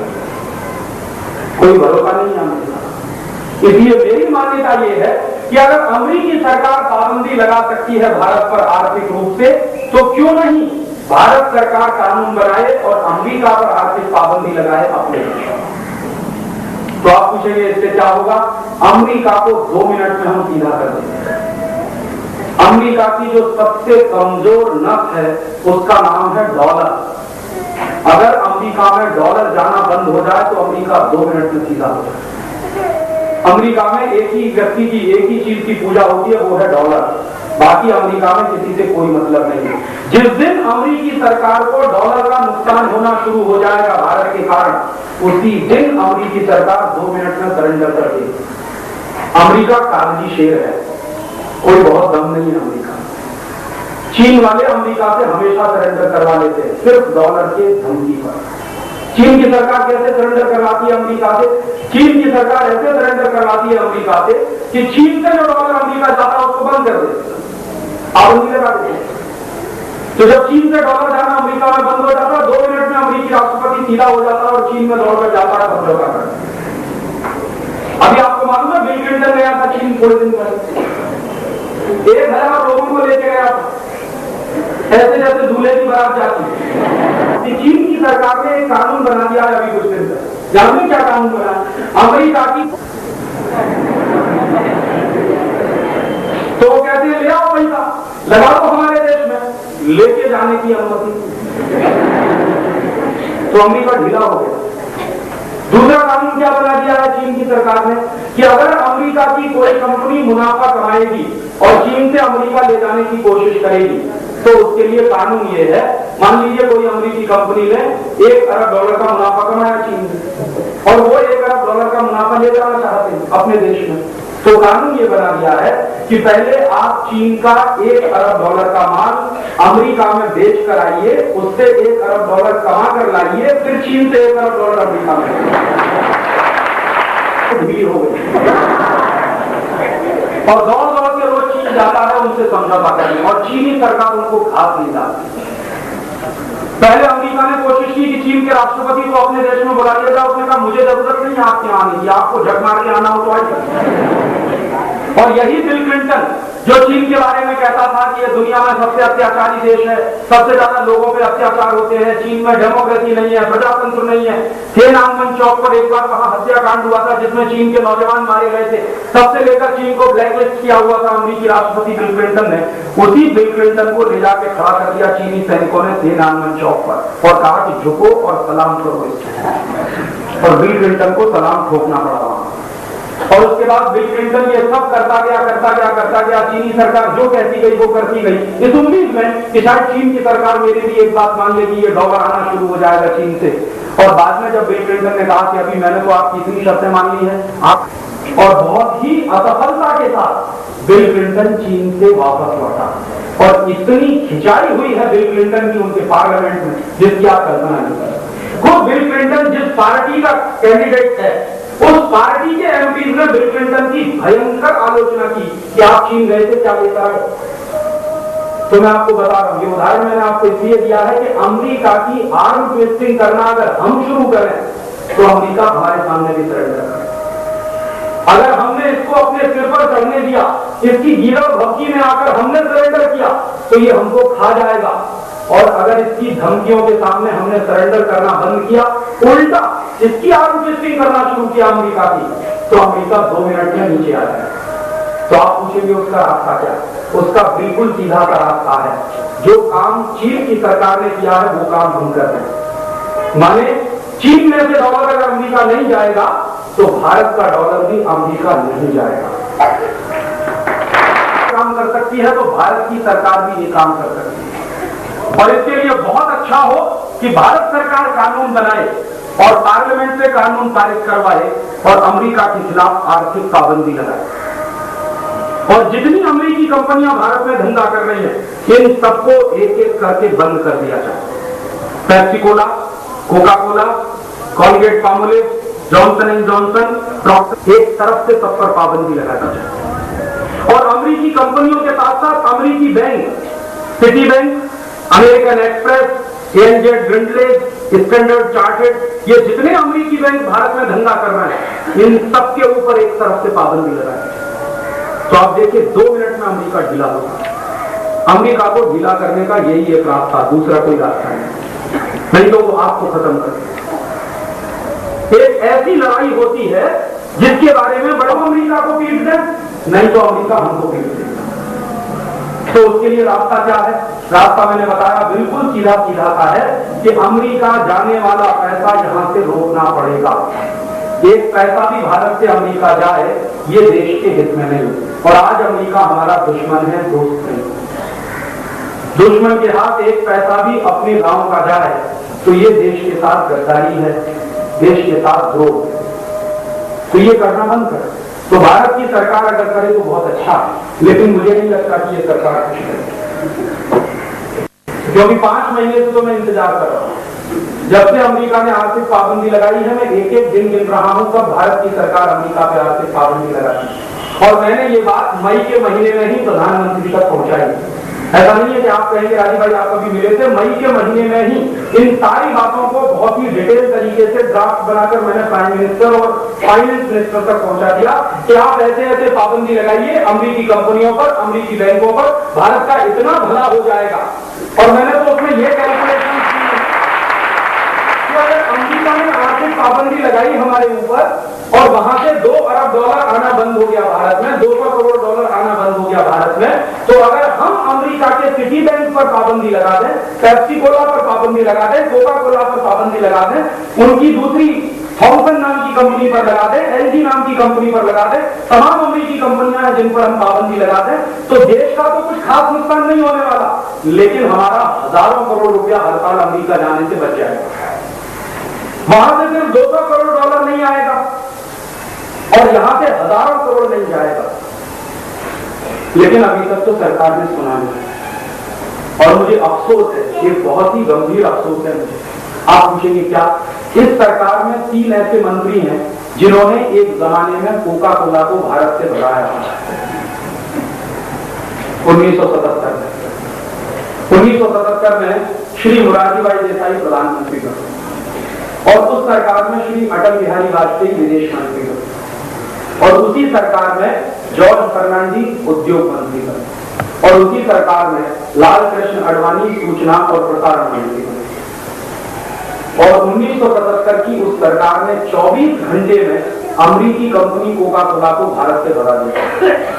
सिर्फ 24 घंटे लगे और कोका कोला को नोटिस दिया गया था कि या तो 24 घंटे में आप भारत छोड़ोगे, नहीं तो हम आपकी सारी संपत्ति जब्त करेंगे। और कोका कोला भाग गया। कुछ दम नहीं है इन परदेशी कंपनी, एक झटके में कोका कोला भाग गया और कोका कोला भागा, उसके पीछे IBM भागा, एक अमेरिकी कंपनी जिसका नाम है इंटरनेशनल बिजनेस मशीन, कंप्यूटर बनाती है, वो भागी यहां। फिर IBM के पीछे पीछे ICL भागा, इंटरनेशनल कंप्यूटर लिमिटेड, ये भी अमेरिका की कंपनी है। तो कोका कोला भागा, IBM भागा, ICL भागा और एक एक करके सब अमेरिकी कंपनियां भागने वाली थी, लेकिन वो सरकार गिर गई। तो इसलिए वो काम अधूरा छूट गया।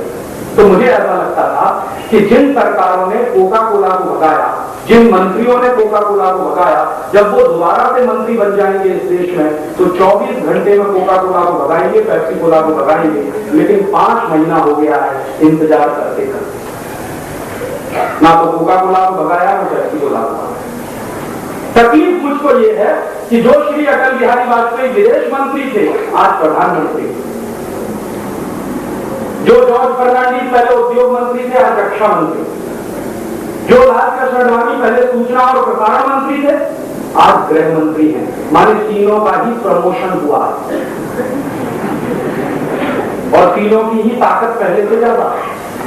अटल जी तो सीधे प्रधानमंत्री है ना, और जॉर्ज फर्नांडीज तो रक्षा मंत्री है ना, और लाल कृष्ण आडवाणी तो गृह मंत्री है। ये तीनों ही मंत्रालय 1, 2, 3 नंबर के हैं।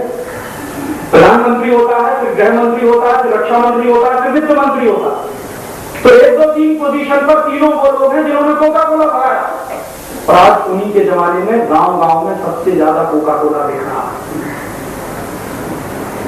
सबसे ज्यादा अफसोस की बात है।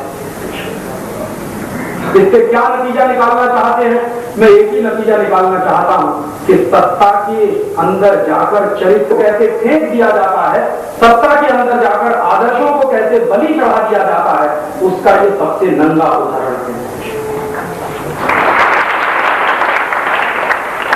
तो मुझे तो उम्मीद नहीं है कि ये सरकार करेगी। तो फिर आप पूछेंगे किससे उम्मीद है? मुझे आप लोगों से उम्मीद है। तो बंदा समझौता कर सकते हैं।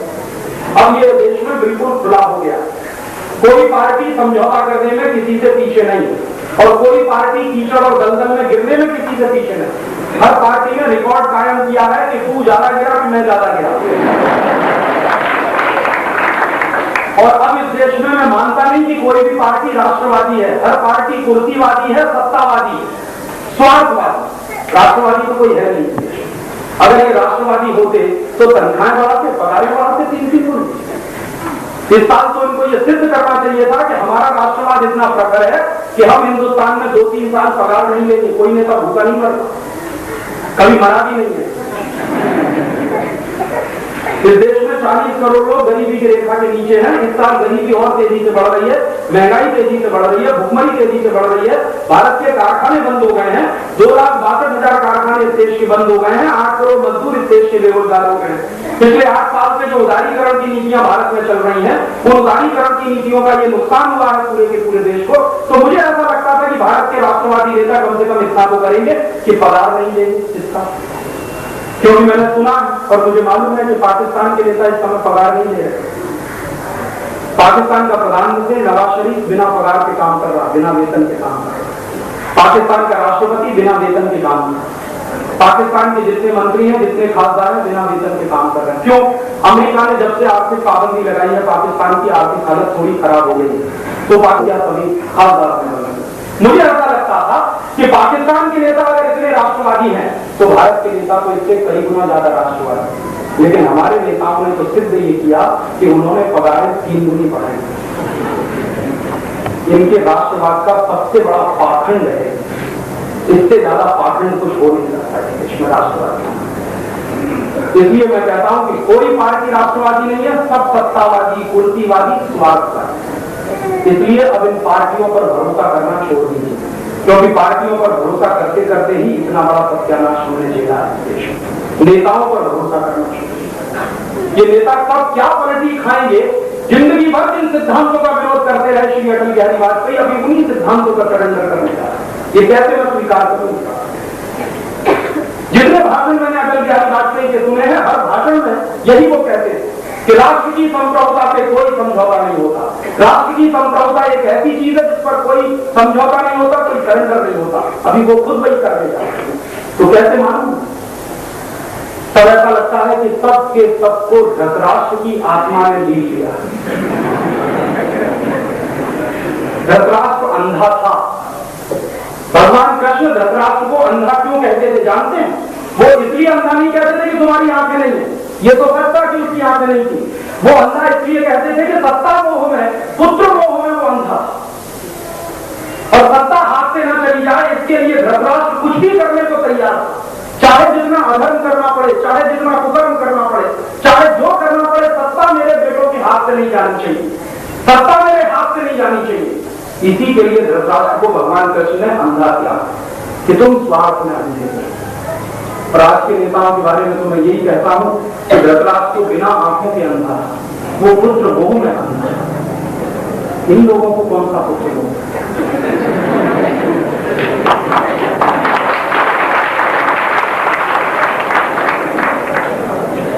पूछिए ना श्री अटल बिहारी वाजपेयी से, आपको कौन सा पुत्र मोह?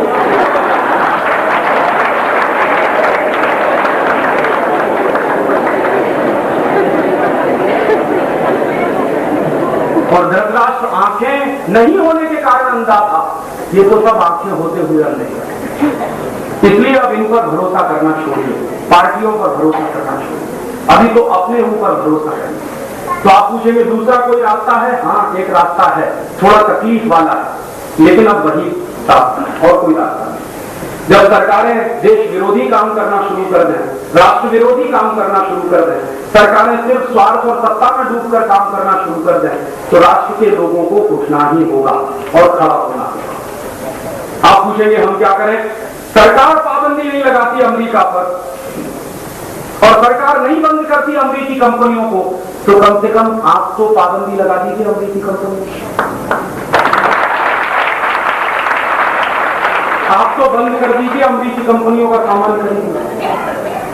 ये तो आपके अधिकार क्षेत्र में है ना। इसके लिए तो प्रधानमंत्री से पूछने की जरूरत नहीं है कि मेरे घर में अमेरिकी होना ही चाहिए कि कोई भी अमेरिकी सामान आपके घर में नहीं आएगा। क्योंकि अमेरिका हमारा और अमेरिका हमारा दुश्मन है, और इस तरह का दुश्मन है कि भारत को बर्बाद करने की कोई भी कोशिश वो चूकना नहीं चाहता। बिल क्लिंटन ने इस बात को 2 बार कहा, इसकी गंभीरता को सोचते रहिए। बिल क्लिंटन ने कहा कि सोवियत संघ को खत्म करने के बाद अब भारत हमारी हिट लिस्ट में नंबर 1 पर है, इसलिए भारत को खत्म करना अभी अमेरिका का सबसे बड़ा उद्देश्य है, क्योंकि भारत अमेरिका को टक्कर दे सकता है। अमेरिका को डर लग रहा है। भारत क्या डर लग रहा? भारत के वैज्ञानिकों ने बिना अमेरिकी मदद के परमाणु परीक्षण किए। भारत के वैज्ञानिकों ने बिना अमेरिकी मदद के मिसाइलें बनाई, 250 किलोमीटर से लेकर 2500 किलोमीटर तक मार करने वाले। भारत के वैज्ञानिकों ने बिना अमेरिकी मदद के सुपर कंप्यूटर बनाया, परम 10,000। भारत के वैज्ञानिकों ने बिना अमेरिकी मदद के क्रायोजेनिक इंजन बनाया। भारत के वैज्ञानिक बिना अमेरिकी मदद के ऐसे ऐसे काम कर रहे हैं जिसके बारे में अमेरिका बौखलाया हुआ है। अमेरिका की बौखलाहट उस दिन से समझ में आ रही है जिस दिन से भारत के वैज्ञानिकों ने परम 10,000 बनाया, क्योंकि एक बार राजीव गांधी वैसे अमेरिका में सुपर कंप्यूटर मांगे, अमेरिका ने मना कर दिया कि हमने नहीं कहा सुपर।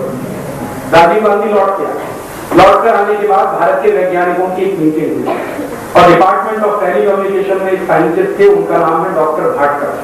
तो डॉक्टर भाटकर को कहा गया कि आपकी जिम्मेदारी है कि आप भारत में सुपर कंप्यूटर बनाएं। अमेरिका हमको नहीं देगा, कोई भी देश हमको नहीं देगा, हमको खुद बनाना पड़ेगा। तो डॉक्टर भाटकर को कुछ और वैज्ञानिक दिए गए और पूरी टीम ने सीडेट नाम की एक संस्था बनाई, रात दिन काम करना शुरू किया और काम करते करते पहला सुपर कंप्यूटर बनाया परम, बिना किसी परदेशी मदद। दूसरा सुपर कंप्यूटर बनाया परम 8000। तीसरा सुपर कंप्यूटर बनाया परम 8600। चौथा सुपर कंप्यूटर बनाया परम 9000 और अभी 5वां सुपर कंप्यूटर बना दिया है परम 10,000, जो पूरी दुनिया में किसी के पास नहीं।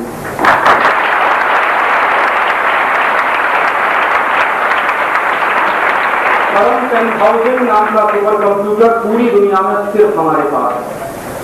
इस क्वालिटी का सुपर कंप्यूटर ना अमेरिका में है ना जापान में, और मैं परम 10,000 पे देख चुका हूँ काम करके। मैं पूरा एक दिन, अभी कुछ दिन पहले मैं परम 10,000 सुपर कंप्यूटर के साथ ही रहा, इस बात का अंदाजा करने के लिए कि इसके स्पीड कितने हैं, कैलकुलेशन कितने फास्ट हैं। परम 10,000 का कैलकुलेशन कितना फास्ट है आप इससे अंदाजा लगाइए कि अमेरिका का जो बेस्ट क्वालिटी का सुपर कंप्यूटर है वो जितनी सेकंड्स में कैलकुलेशन करता है, हमारा परम 10,000 उससे 10 गुना कम समय में कैलकुलेशन करता है। माने इस बात को ऐसे भी कहा जा सकता है कि परम 10,000 अमेरिकी सुपर कंप्यूटरों से 10 गुना ज्यादा तेजी से काम करता है। और खर्चा कितना आया? सिर्फ 167 करोड़ रुपए। अमेरिका में इस लेवल का सुपर कंप्यूटर बनाने में अरबों डॉलर खर्च होता, बिलियंस ऑफ डॉलर खर्च होता। भारत के वैज्ञानिकों ने एक एक पाई बचाते हुए, कष्ट में रहते हुए, कष्ट में जीवन बिताते हुए सिर्फ 167 करोड़ रुपए में एक सुपर कंप्यूटर बना दिया, जिसके मदद से हम हिंदुस्तान की किसी भी स्तर की हवा से हवा में मार करने वाली, जमीन से हवा में मार करने वाली, पानी से हवा में मार करने वाली किसी भी मिसाइल का डिजाइन बना सकते। कोई भी बमवर्षक विमान का डिजाइन सुपर कंप्यूटर परम 10,000 पे बना सकते। कुछ भी बात हमें पता करनी हो, माने आप जान लीजिए कि वो सारी दुनिया की सूचनाएं हमको दे सकता है घर बैठे। हमको पता करना हो कि हिंदुस्तान के किस गांव में कितना सोना है जमीन के नीचे, वो बता देगा। हमको पता करना हो कि हमारे तेल के कुएं जो है उनमें कितना तेल और बाकी है, वो बता देगा। हिंदुस्तान में कितना कोयला छुपा हुआ है जमीन के नीचे, वो बता देगा। कोई भी एक ऐसी जानकारी नहीं है जो वो हमको ना बता सके। इस क्वालिटी का सुपर कंप्यूटर हमारे पास है और अमेरिका उसी दिन से बौखलाया था। और अमेरिका की बौखलाहट क्या है? उसकी बौखलाहट ये है कि भारत के वैज्ञानिकों ने ये जो परम 10,000 सुपर कंप्यूटर बना लिया, जो आईबीएम कंपनी सुपर कंप्यूटर बना रही है उससे कई गुना ज्यादा अच्छा हमारा सुपर कंप्यूटर है, सस्ता भी बहुत है, इसलिए अमेरिका बौखला है। और अमेरिका इसलिए भी बौखलाया हुआ है कि बिना उनकी मदद के, बिना किसी विदेशी की मदद के हमने 250 किलोमीटर से मार करने वाली मिसाइल से लेकर 2500 किलोमीटर की मार करने वाली मिसाइल बनाई। डॉक्टर एपीजे अब्दुल कलाम जैसे लोगों को सलाम है कि उन्होंने भारत में इस क्वालिटी की टेक्नोलॉजी दी है कि हम मिसाइल बनाने में बहुत वर्षों के बाद मैं मानता हूं कि एक सही आदमी को भारत रत्न मिला इस देश में। तो ऐसे ऐसे फालतू के लोगों को भारत रत्न दिए गए हैं जिसकी हम कल्पना नहीं करते। और डॉक्टर एपीजे अब्दुल कलाम ने एक पुस्तक अभी लिखी है, उसका विमोचन हुआ है। उन्होंने कहा है कि हम किसी भी देश पर निर्भर रहकर तरक्की नहीं कर पाएंगे। हमको स्वावलंबी रास्ते पर ही जाना होगा, हमको स्वदेशी के रास्ते पर ही जाना होगा। यही रास्ता तो ये जो हमने काम किए हैं पिछले कुछ वर्षों में, इनसे अमेरिका बौखलाया और हमने ये जो अणु परीक्षण कर लिया, इस अणु परीक्षण के बाद ये सिद्ध हो गया है कि भारत 400-500 अणु बम बना सकता है। ये बातें अमेरिका को मालूम है, दूसरे देशों को भी मालूम है। तो अमेरिका इस बात से भी बौखलाया हुआ है कि भारत ने कभी अणु बम बना लिया और वो अणु बम किसी तरह से इराक पहुंच गया, सद्दाम हुसैन के हाथ में आ गया, तो अमेरिका की तो ऐसी तैसी हो गई। और सद्दाम हुसैन कई बार ये बात बोल चुका है कि मुझको अगर एक एटम बम मिल जाए तो न्यूयॉर्क से जाऊं। और सद्दाम हुसैन कितना इंटेलिजेंट आदमी है, उसका भी एक इंटरव्यू मैंने पढ़ा था कुछ दिन पहले। उससे ये पूछा गया कि एटम बम आपको कहां से मिलेगा? उसने कहा मुझे उम्मीद है कि भारत से मिल जाएगा। क्यों मिल जाएगा? तो उसने कहा कि भारत के साथ मेरे रिश्ते बहुत अच्छे हैं। क्यों? पिछले 50 साल से हमको तेल दे रहा है, बहुत सस्ते दाम पर। सबसे सस्ता पेट्रोल हमको इराक से मिलता, सबसे सस्ता डीजल हमको इराक से मिलता, सबसे सस्ते पेट्रोलियम प्रोडक्ट हमको इराक से मिलते। जब से इराक पर पाबंदी लगी है तब से तेल आना बंद है वहां से, नहीं तो हमेशा इराक से हमारे रिश्ते बहुत अच्छे रहे।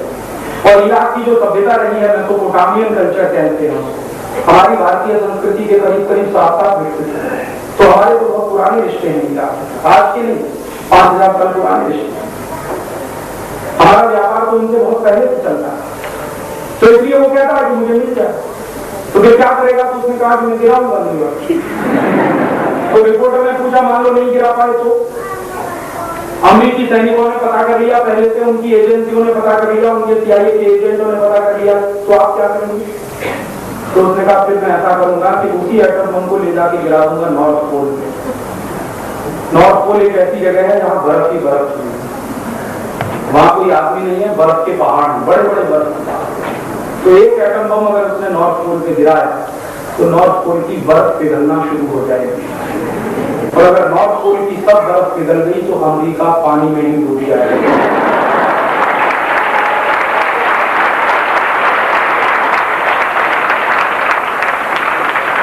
इसलिए अमेरिका बौखलाया कि कहीं ये एटम बम अगर सद्दाम हुसैन के हाथ में तो अमेरिका की हालत बहुत खराब हो जाएगी। और इस बौखलाहट में अमेरिका ये सब कर रहा है। मेरा ये मानना है कि अमेरिका ने पिछले 50 साल में जितने पाप किए हैं, उन सब पापों की सजा उसको मिलेगी एक न एक, क्योंकि दुनिया में सत्य है और दुनिया में सत्य की सुरक्षा भी होती रही है। आज से नहीं, रावण के जमाने से कंस के जमाने। रावण चाहे जितना ताकतवर हो जाए, कंस चाहे जितना ताकतवर हो जाए, एक ना एक दिन उनको मरना ही होता। और जो जितने अहंकारी होते हैं वो बहुत साल बात करेगा। हमको हमारे देश के बारे में सोचना होगा कि हम अमेरिका से अपनी दूरी कैसे बढ़ाएं। दोस्ती करेंगे नुकसान होगा, दूरी रहेगी फायदे में रहेंगे। और मेरा मानना यह है कि अगले साल मई 1999 के बाद जब डॉलर गिरना शुरू हो जाएगा तो हमारा व्यापार जितना डॉलर में होगा उतना ही नुकसान। इसलिए डॉलर पे डिपेंडेंस हमको कम करना होगा, और डॉलर पर डिपेंडेंस कम करने के लिए बहुत जरूरी है कि भारत से अमेरिकी कंपनियों को विदा कर दिया जाए, भगा दिया जाए। इसलिए मैंने आपसे अपील की कि भारत सरकार नहीं भगा सकती, मत भगाए, लेकिन हम सब भगा सकते हैं। तो मेरी आपसे पहली अपील है कि अमेरिकी कंपनियों के सामान खरीदना बंद कर दें, पेप्सी कोला पीना बंद कर दें, कोका कोला पीना बंद कर दें, हम सब लिम्का सब पीना, और ये सब इसलिए भी पीना बंद करिए, Pepsi Coca Thums Up Limca Citra की ये पीने लायक नहीं। एक तो अमेरिकी सामान है, दूसरा इसका मुनाफा अमेरिका जाता है। कितना जाता? पेप्सी की बोतल 70 पैसे की बनती, 10 रुपए की बिकती, 1300 टका मुनाफा है अमेरिकी कंपनी को, 1300 टका मुनाफा कमाती है अमेरिकी कंपनी का। ऐसी कोका कोला की बोतल 72 पैसे में बनती, 10 रुपए की बिकती, और कोका कोला का जो टिन का पैक है 18 रुपए में मिलता है, 200 मिलीलीटर टिन पैक में जो कोका कोला, इसका माने लगभग 100 रुपए में 1 किलो, लगभग 100 रुपए में। तो 100 रुपए में 1 किलो कोका कोला मिल रहा, 14 रुपए में 1 किलो गाय का दूध मिलता, ₹27 में 1 लीटर पेट्रोल मिलता, ₹100 में 1 लीटर कोका कोला मिलता। पेट्रोल से महंगा कोका कोला, गाय के दूध से महंगा कोका। तो क्यों किए हम सब? पागल नहीं थे बेवकूफ। इसलिए कोका कोला पीना बंद करिए, Pepsi, Thums Up, Limca, Citra, Mirinda, ये सब पीना बंद करिए। प्रोमिनेक्सी कोला की और कोका कोला की बोतलों को समुद्र में फेंकवा दिया। क्यों? ब्रिटेन के डॉक्टरों का कहना है कि पेप्सी और कोक पीने से कैंसर होता है और किडनी फेल हो जाती है। तो आप क्या करें? क्योंकि अगर हम पेप्सी कोला पीते रहेंगे, कोका कोला पीते रहेंगे, तो पैसा यहां से अमेरिका जाता है। और 70 पैसे का पानी हम 10 रुपए में पिएंगे तो कितना पैसा अमेरिका जाएगा, आप उसका अंदाजा तो लगाएंगे। इसलिए कल से कोई भी पेप्सी नहीं पिएगा, जो भी सभा में यहाँ बैठे हैं।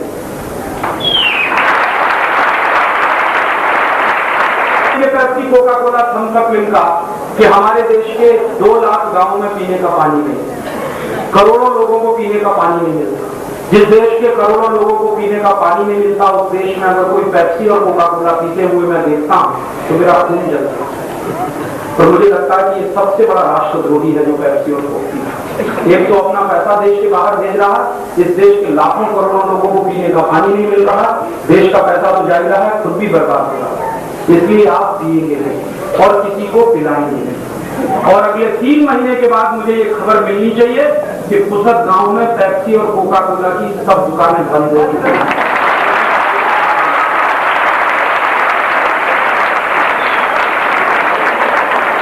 क्योंकि आप खरीदना बंद करेंगे और आप किसी को खरीदवाना भी बंद करेंगे, आप पीना बंद करेंगे, पिलाना बंद करेंगे, तो बिकना अपने आप ही बंद होगा। मानेंगे कि पुसद के लोगों ने टेंशन लगा दिया।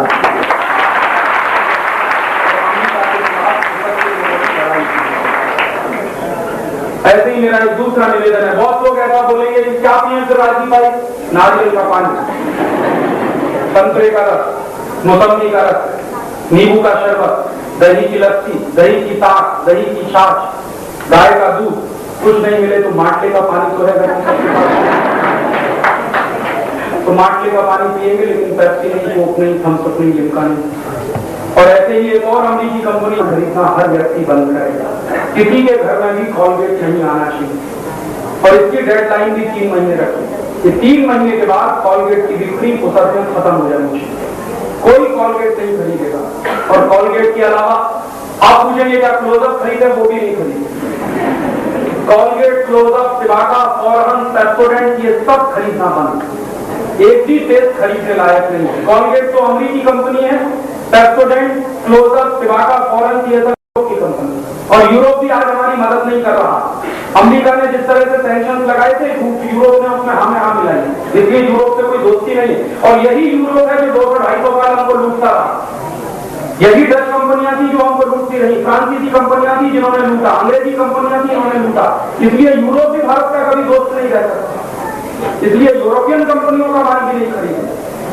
तो पेप्सी, कोका, थम्स अप के साथ साथ कॉलगेट, क्लोजअप, सिबाका, फॉरहन, पेप्सोडेंट सब खरीदना बंद। तो आप पूछेंगे फिर क्या? लिम्बा की काढ़ी, नीम का दातुन घर घर में आए, नीम का दातुन करें, बबूल का दातुन करें, नीम का दातुन, बबूल का दातुन करें और उसके साथ साथ हर व्यक्ति एक नीम का झाड़ लगाए। क्योंकि नीम का दातुन जिनको चाहिए वो एक नीम का झाड़ भी लगाए। हिंदुस्तान में 98 करोड़ लोग हैं। हर व्यक्ति अगर एक नीम का झाड़ लगाए हर साल तो 98 करोड़ नीम के झाड़ लगेंगे और नीम का दातुन हर व्यक्ति को मुफ्त में उपलब्ध हो सकेगा। तो नीम का दातुन करिए। और इसके फायदे क्या है? अगर सारे देश के लोग पेस्ट खरीदना बंद करें और 50 पैसे में एक काढ़ी भी खरीदे तो किसी गरीब आदमी को रोजगार मिलेगा। नीम का दातुन देखिए, हमारा अमेरिका जाने से बच जाएगा। तो ये कॉलगेट, क्लोजअप, सिबाका, फॉरहन, पेप्सोडेंट खरीदना बंद। और नीम का दातुन इसलिए भी करें कि क्वालिटी में बहुत अच्छा, ऑक्सीजन बहुत निकलता नीम के पेड़। और दूसरा, नीम का पेड़ 300 तरह के कीटाणुओं को मारता, तो लगातार आपके मुंह में जो कीटाणु पनप रहे हैं उससे सुरक्षा करेगा आपकी नीम का दातुन। माने लगातार सुरक्षा चक्र नीम का दातुन और लगातार कीटाणुओं से लड़ने का काम भी नीम का दातुन करेगा। जो लोग दातुन नहीं कर सकते वो दंत मंजन करें। लाल दंत मंजन है, काला दंत मंजन है, वीको वज्रदंत की है, या कोई दंत मंजन अपने घर में भी बना लीजिए। त्रिफला चूर्ण खरीद लाइए बाजार में। त्रिफला चूर्ण मिलता है, और त्रिफला चूर्ण में थोड़ा मीठ मिलाइए, नमक मिलाइए, दंत मंजन बनता है।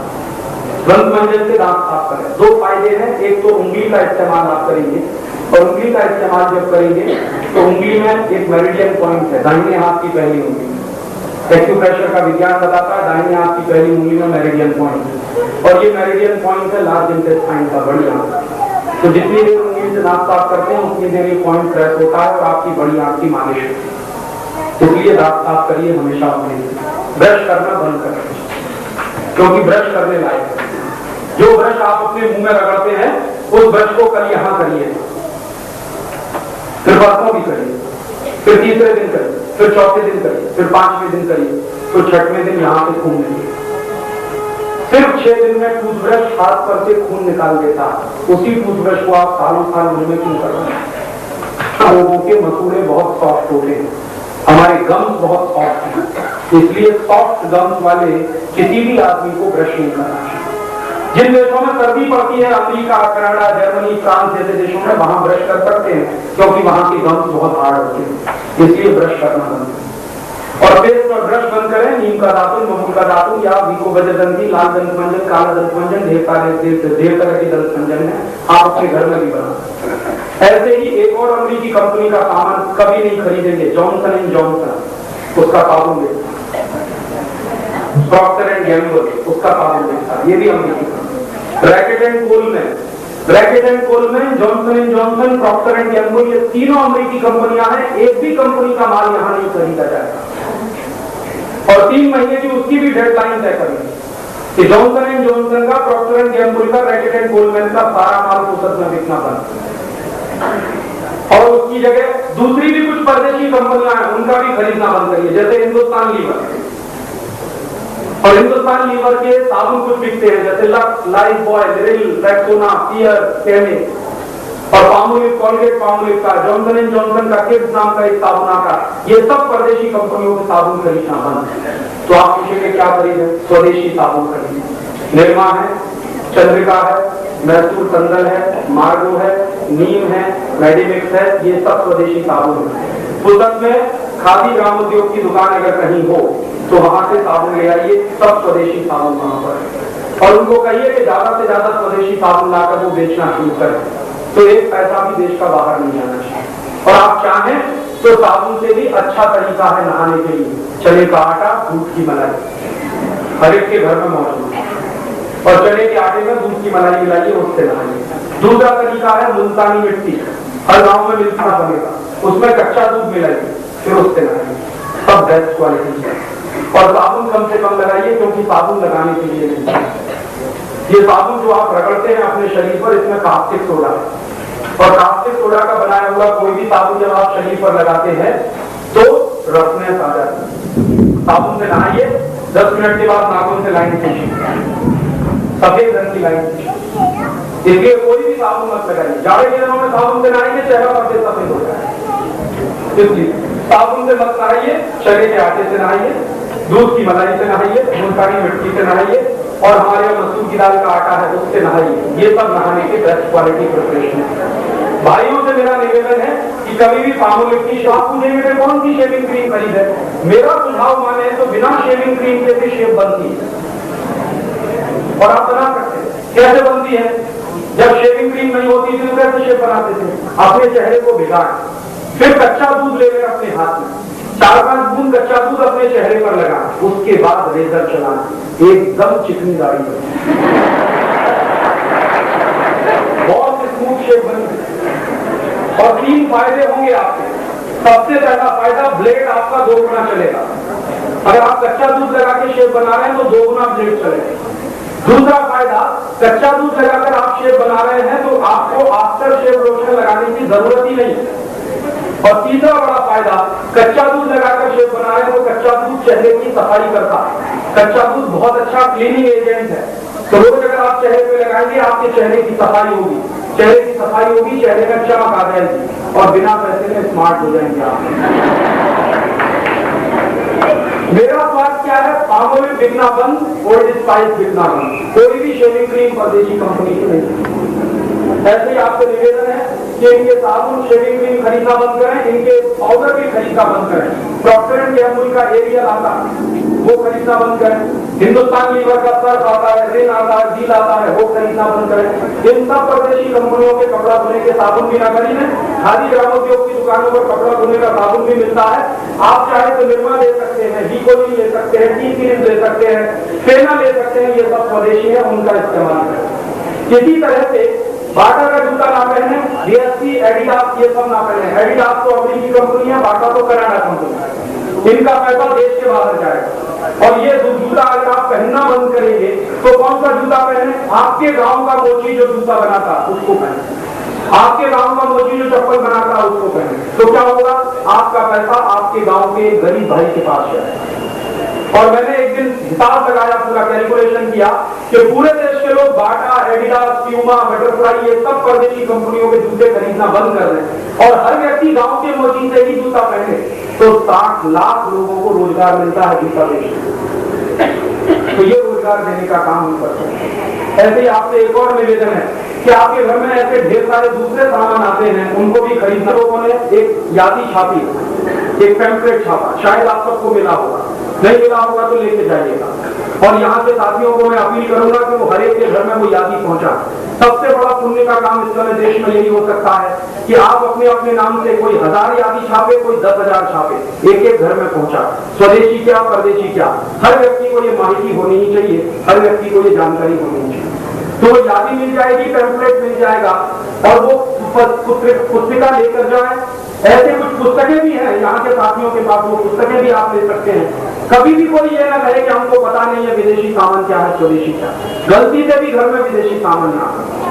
इसी तरह से आपसे एक और निवेदन है कि आप लोग बन सके उतना खादी पहने, ये जीन्स पहनना बंद करें और जीन्स का कोई भी कपड़ा ना, ये सबसे फालतू का कपड़ा है, दुनिया में सबसे इडियोटिक कपड़ा है जीन्स।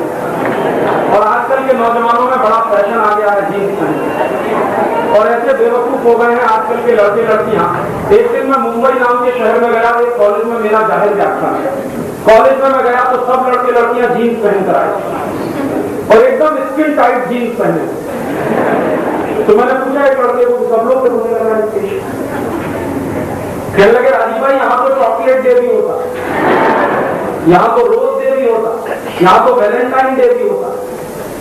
हम मनाते थे रक्षाबंधन, हम मनाते थे दिवाली, हम मनाते थे होली, दशहरा, अब मनाते हैं जीन्स, अब चॉकलेट। कैसा सत्यानाश हुआ था। और जब मेरा व्याख्यान शुरू हुआ तो सारे लड़के लड़कियां हॉल में आ गए। मैं उन सबको कहा बैठ जाओ, बैठ नहीं, क्योंकि इतनी टाइट जीन्स पहन रखी थी कि बैठते ही फटती। मैंने एक लड़के को कहा कि भाई तकलीफ क्या है तुझको? उसने कहा मुश्किल से राजीव भाई ये मैंने चढ़ाई है। मैंने कहा कैसे चढ़ाते हैं? तो उसने कहा जमीन पे लेटना पड़ता है। मैंने कहा भाई तू पागल है, इडियट है कि स्मार्ट? चढ़ाने में तकलीफ होती है, उतारने में उससे ज्यादा तकलीफ होती है। वो खुद ही कह रहा था कि जब उतारते हैं तो पता नहीं अंदर का क्या क्या होता है।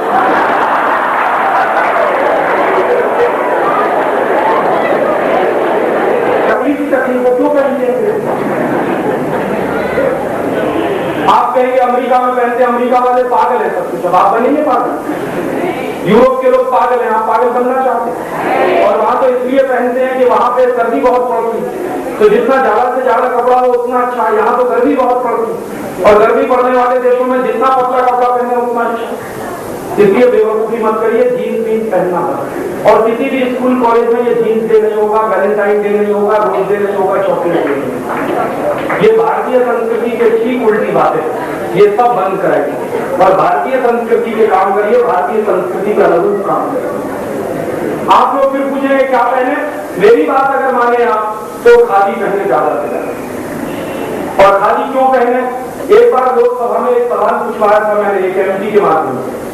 एमपी से मैंने ये कहा, मेरा एक दोस्त है, मैंने कहा कि सरकार से पूछो एक साल में कितनी खादी बिकती है पूरे देश। तो सरकार के मंत्री ने जवाब दिया 1%।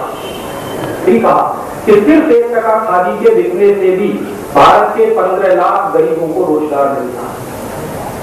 तो मैंने एक दिन सोचा, कैलकुलेशन करके देखा जाए कि अगर 1% खादी बिकती है, 1% खादी बिकती है, तो 15 लाख लोगों को रोजगार मिलता है। अगर 100% खादी बिके तो, 100% खादी बिके तो 1500 लाख गरीबों को रोजगार मिले, माने 15 करोड़ गरीबों को रोजगार मिले।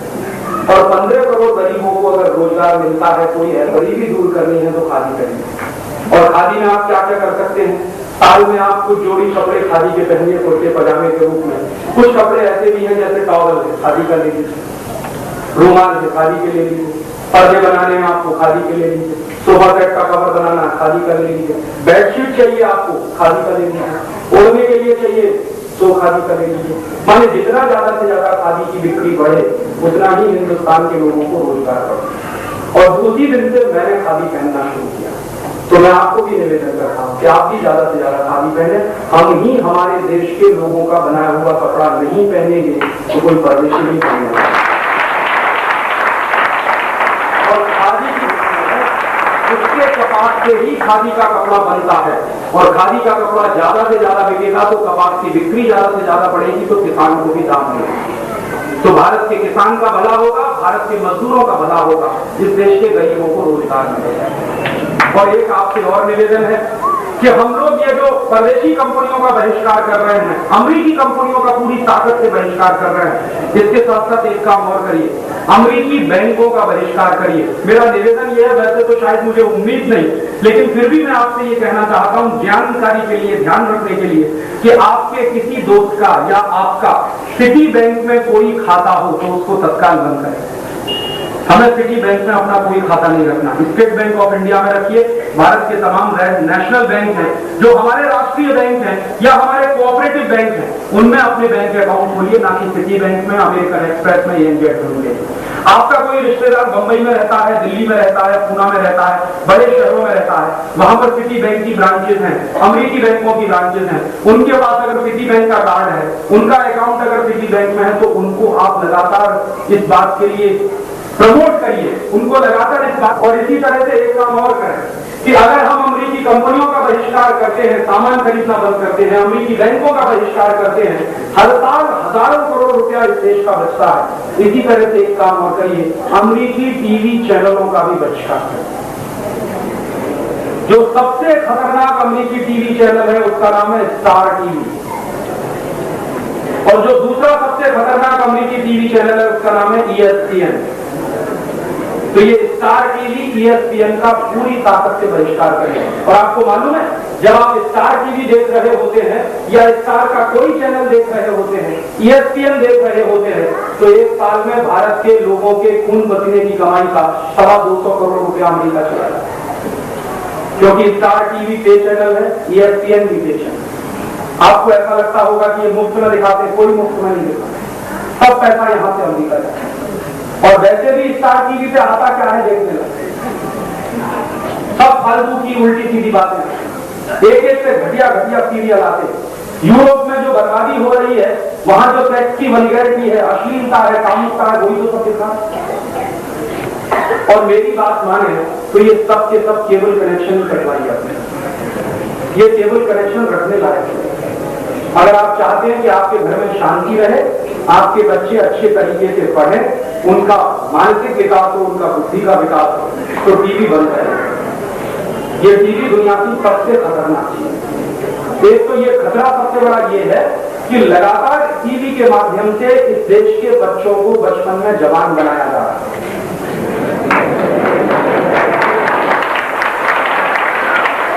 बात की गंभीरता का आपको एहसास तब होगा जब आपके घर में कोई दुर्घटना हो जाएगी, आपकी बेटी के साथ या आपके बेटे के साथ।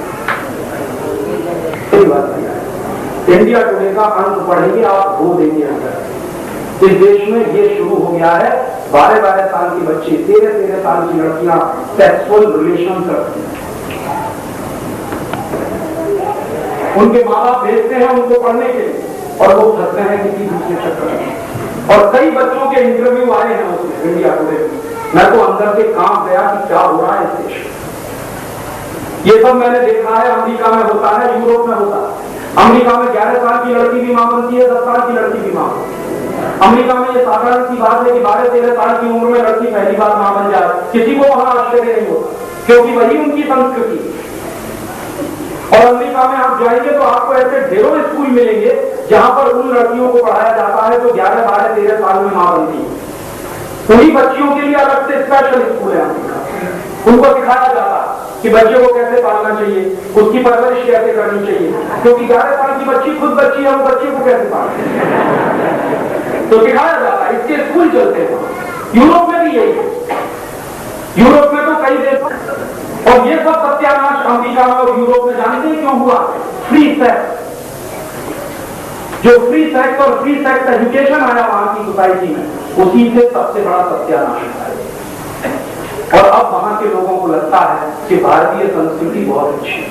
मेरे बहुत सारे दोस्त अमेरिका में, उनके बेटे बेटियां जवान होने वाले हैं, उनको रात दिन चिंता खाए रहती है कि पता नहीं बेटी का क्या होगा, बेटे का क्या होगा। शायद ही कोई ऐसी लड़की आपको अमेरिका में मिले जो शादी के पहले 2-3 बार एबॉर्शन ना करा चुकी। हाँ, इस पे हंसिए मत, गंभीरता है। ऐसी लड़की शायद ही आपको मिलेगी अमेरिका, और यूरोप में तो बहुत ही असंभव है। और शायद ही ऐसे पति पत्नी मिलेंगे आपको जो एक दूसरे के प्रति वफादार रहते हैं। बिल क्लिंटन सबसे बड़ा उदाहरण।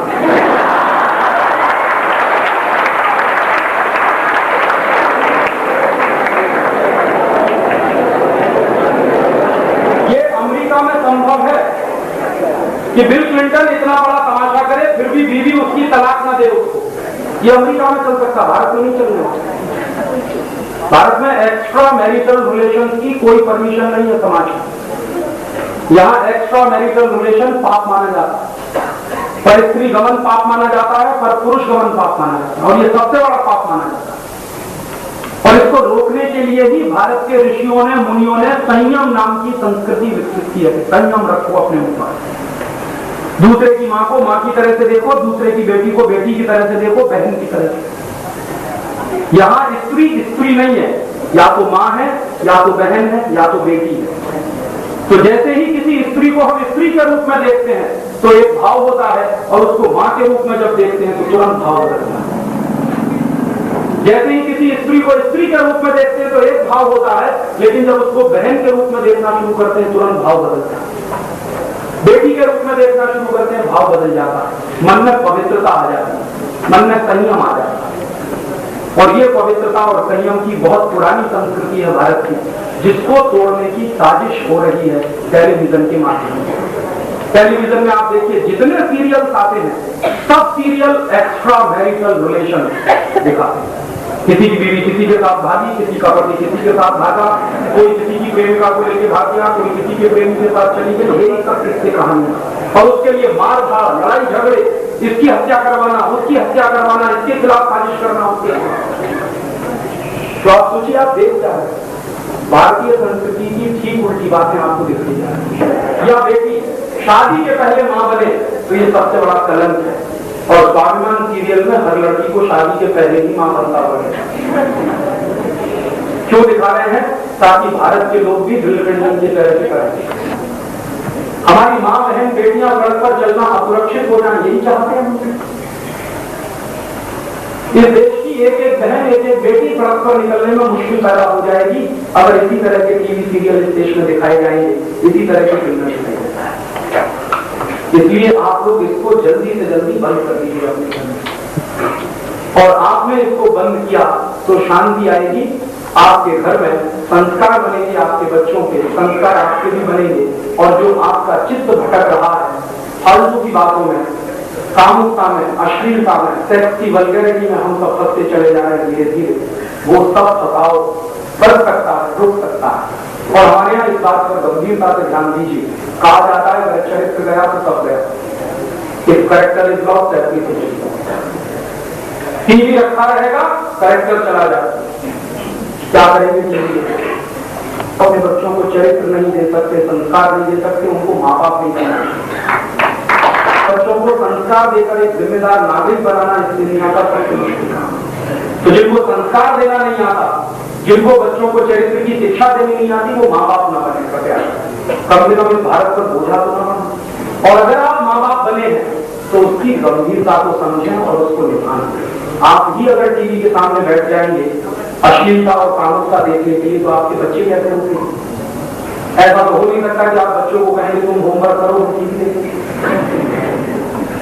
सारे काम जिनको आप करेंगे। अपने बच्चों को साहित्य की शिक्षा दें, अपने बच्चों को संस्कृति पढ़ाएं, अपने बच्चों को भारतीयता बताएं, अपने बच्चों को संगीत सिखाएं, अपने बच्चों को कला सिखाइए, पेंटिंग बनाना सिखाइए, मूर्ति बनाना सिखाइए, वायलिन बजाना सिखाइए, गिटार बजाना सिखाइए, सितार बजाना सिखाइए। तमाम काम है जो कर सकते हैं और आप करवा सकते हैं अपने बच्चों को। तो साहित्य है, संगीत है और कला है, इनकी शिक्षा गहराई के साथ बच्चों को मिलनी चाहिए, तो भारतीयता बढ़ेगी और भारतीय संस्कृति का विकास होगा और ये कम होगी, कामुकता कम होगी और अमेरिकी संस्कृति भारत में रुक जाएगी।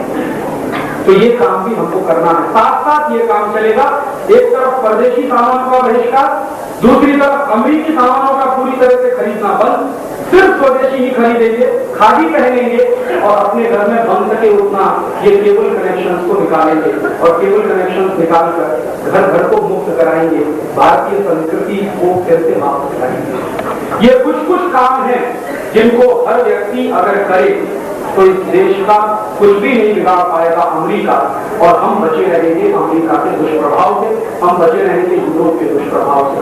यही आपसे मैं कहने आया था और आपसे कुछ मांगने आया था, वोट मांगने नहीं आया।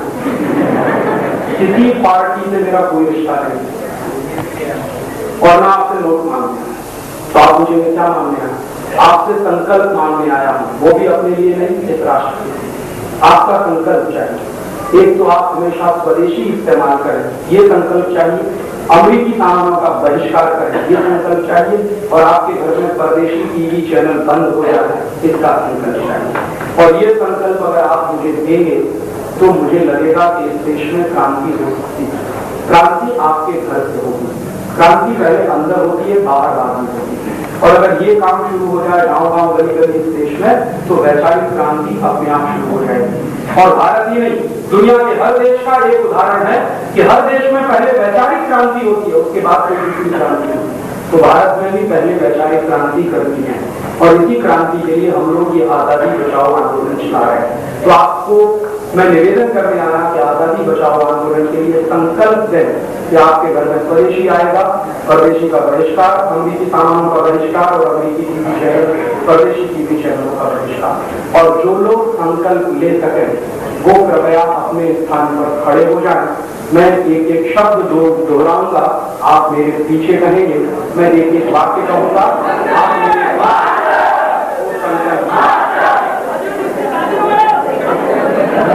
मैं आपसे जो कुछ कहूंगा आप उसको दोहराएंगे। और बहनें जहां मैं कहूंगा करूंगा, वहां बहनें कहेंगी करूंगी, इसका ध्यान रखें। और हम लोग गंभीरता के साथ ये संकल्प लेंगे और इसको अपने जीवन में पालन करने की कोशिश करेंगे। बोलिए, मैं संकल्प करता हूं कि अपने राष्ट्र की आर्थिक आजादी, राजनीतिक संप्रभुता और सांस्कृतिक अस्मिता की रक्षा करने के लिए अपने जीवन में अधिक से अधिक स्वदेशी सामानों का ही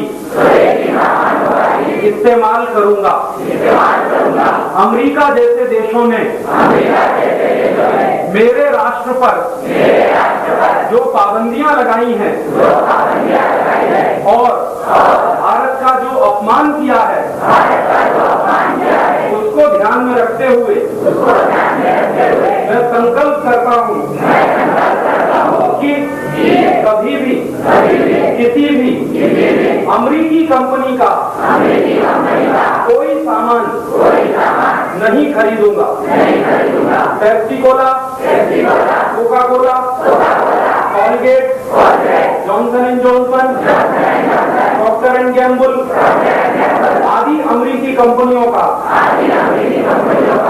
पूरी ताकत से बहिष्कार करूंगा।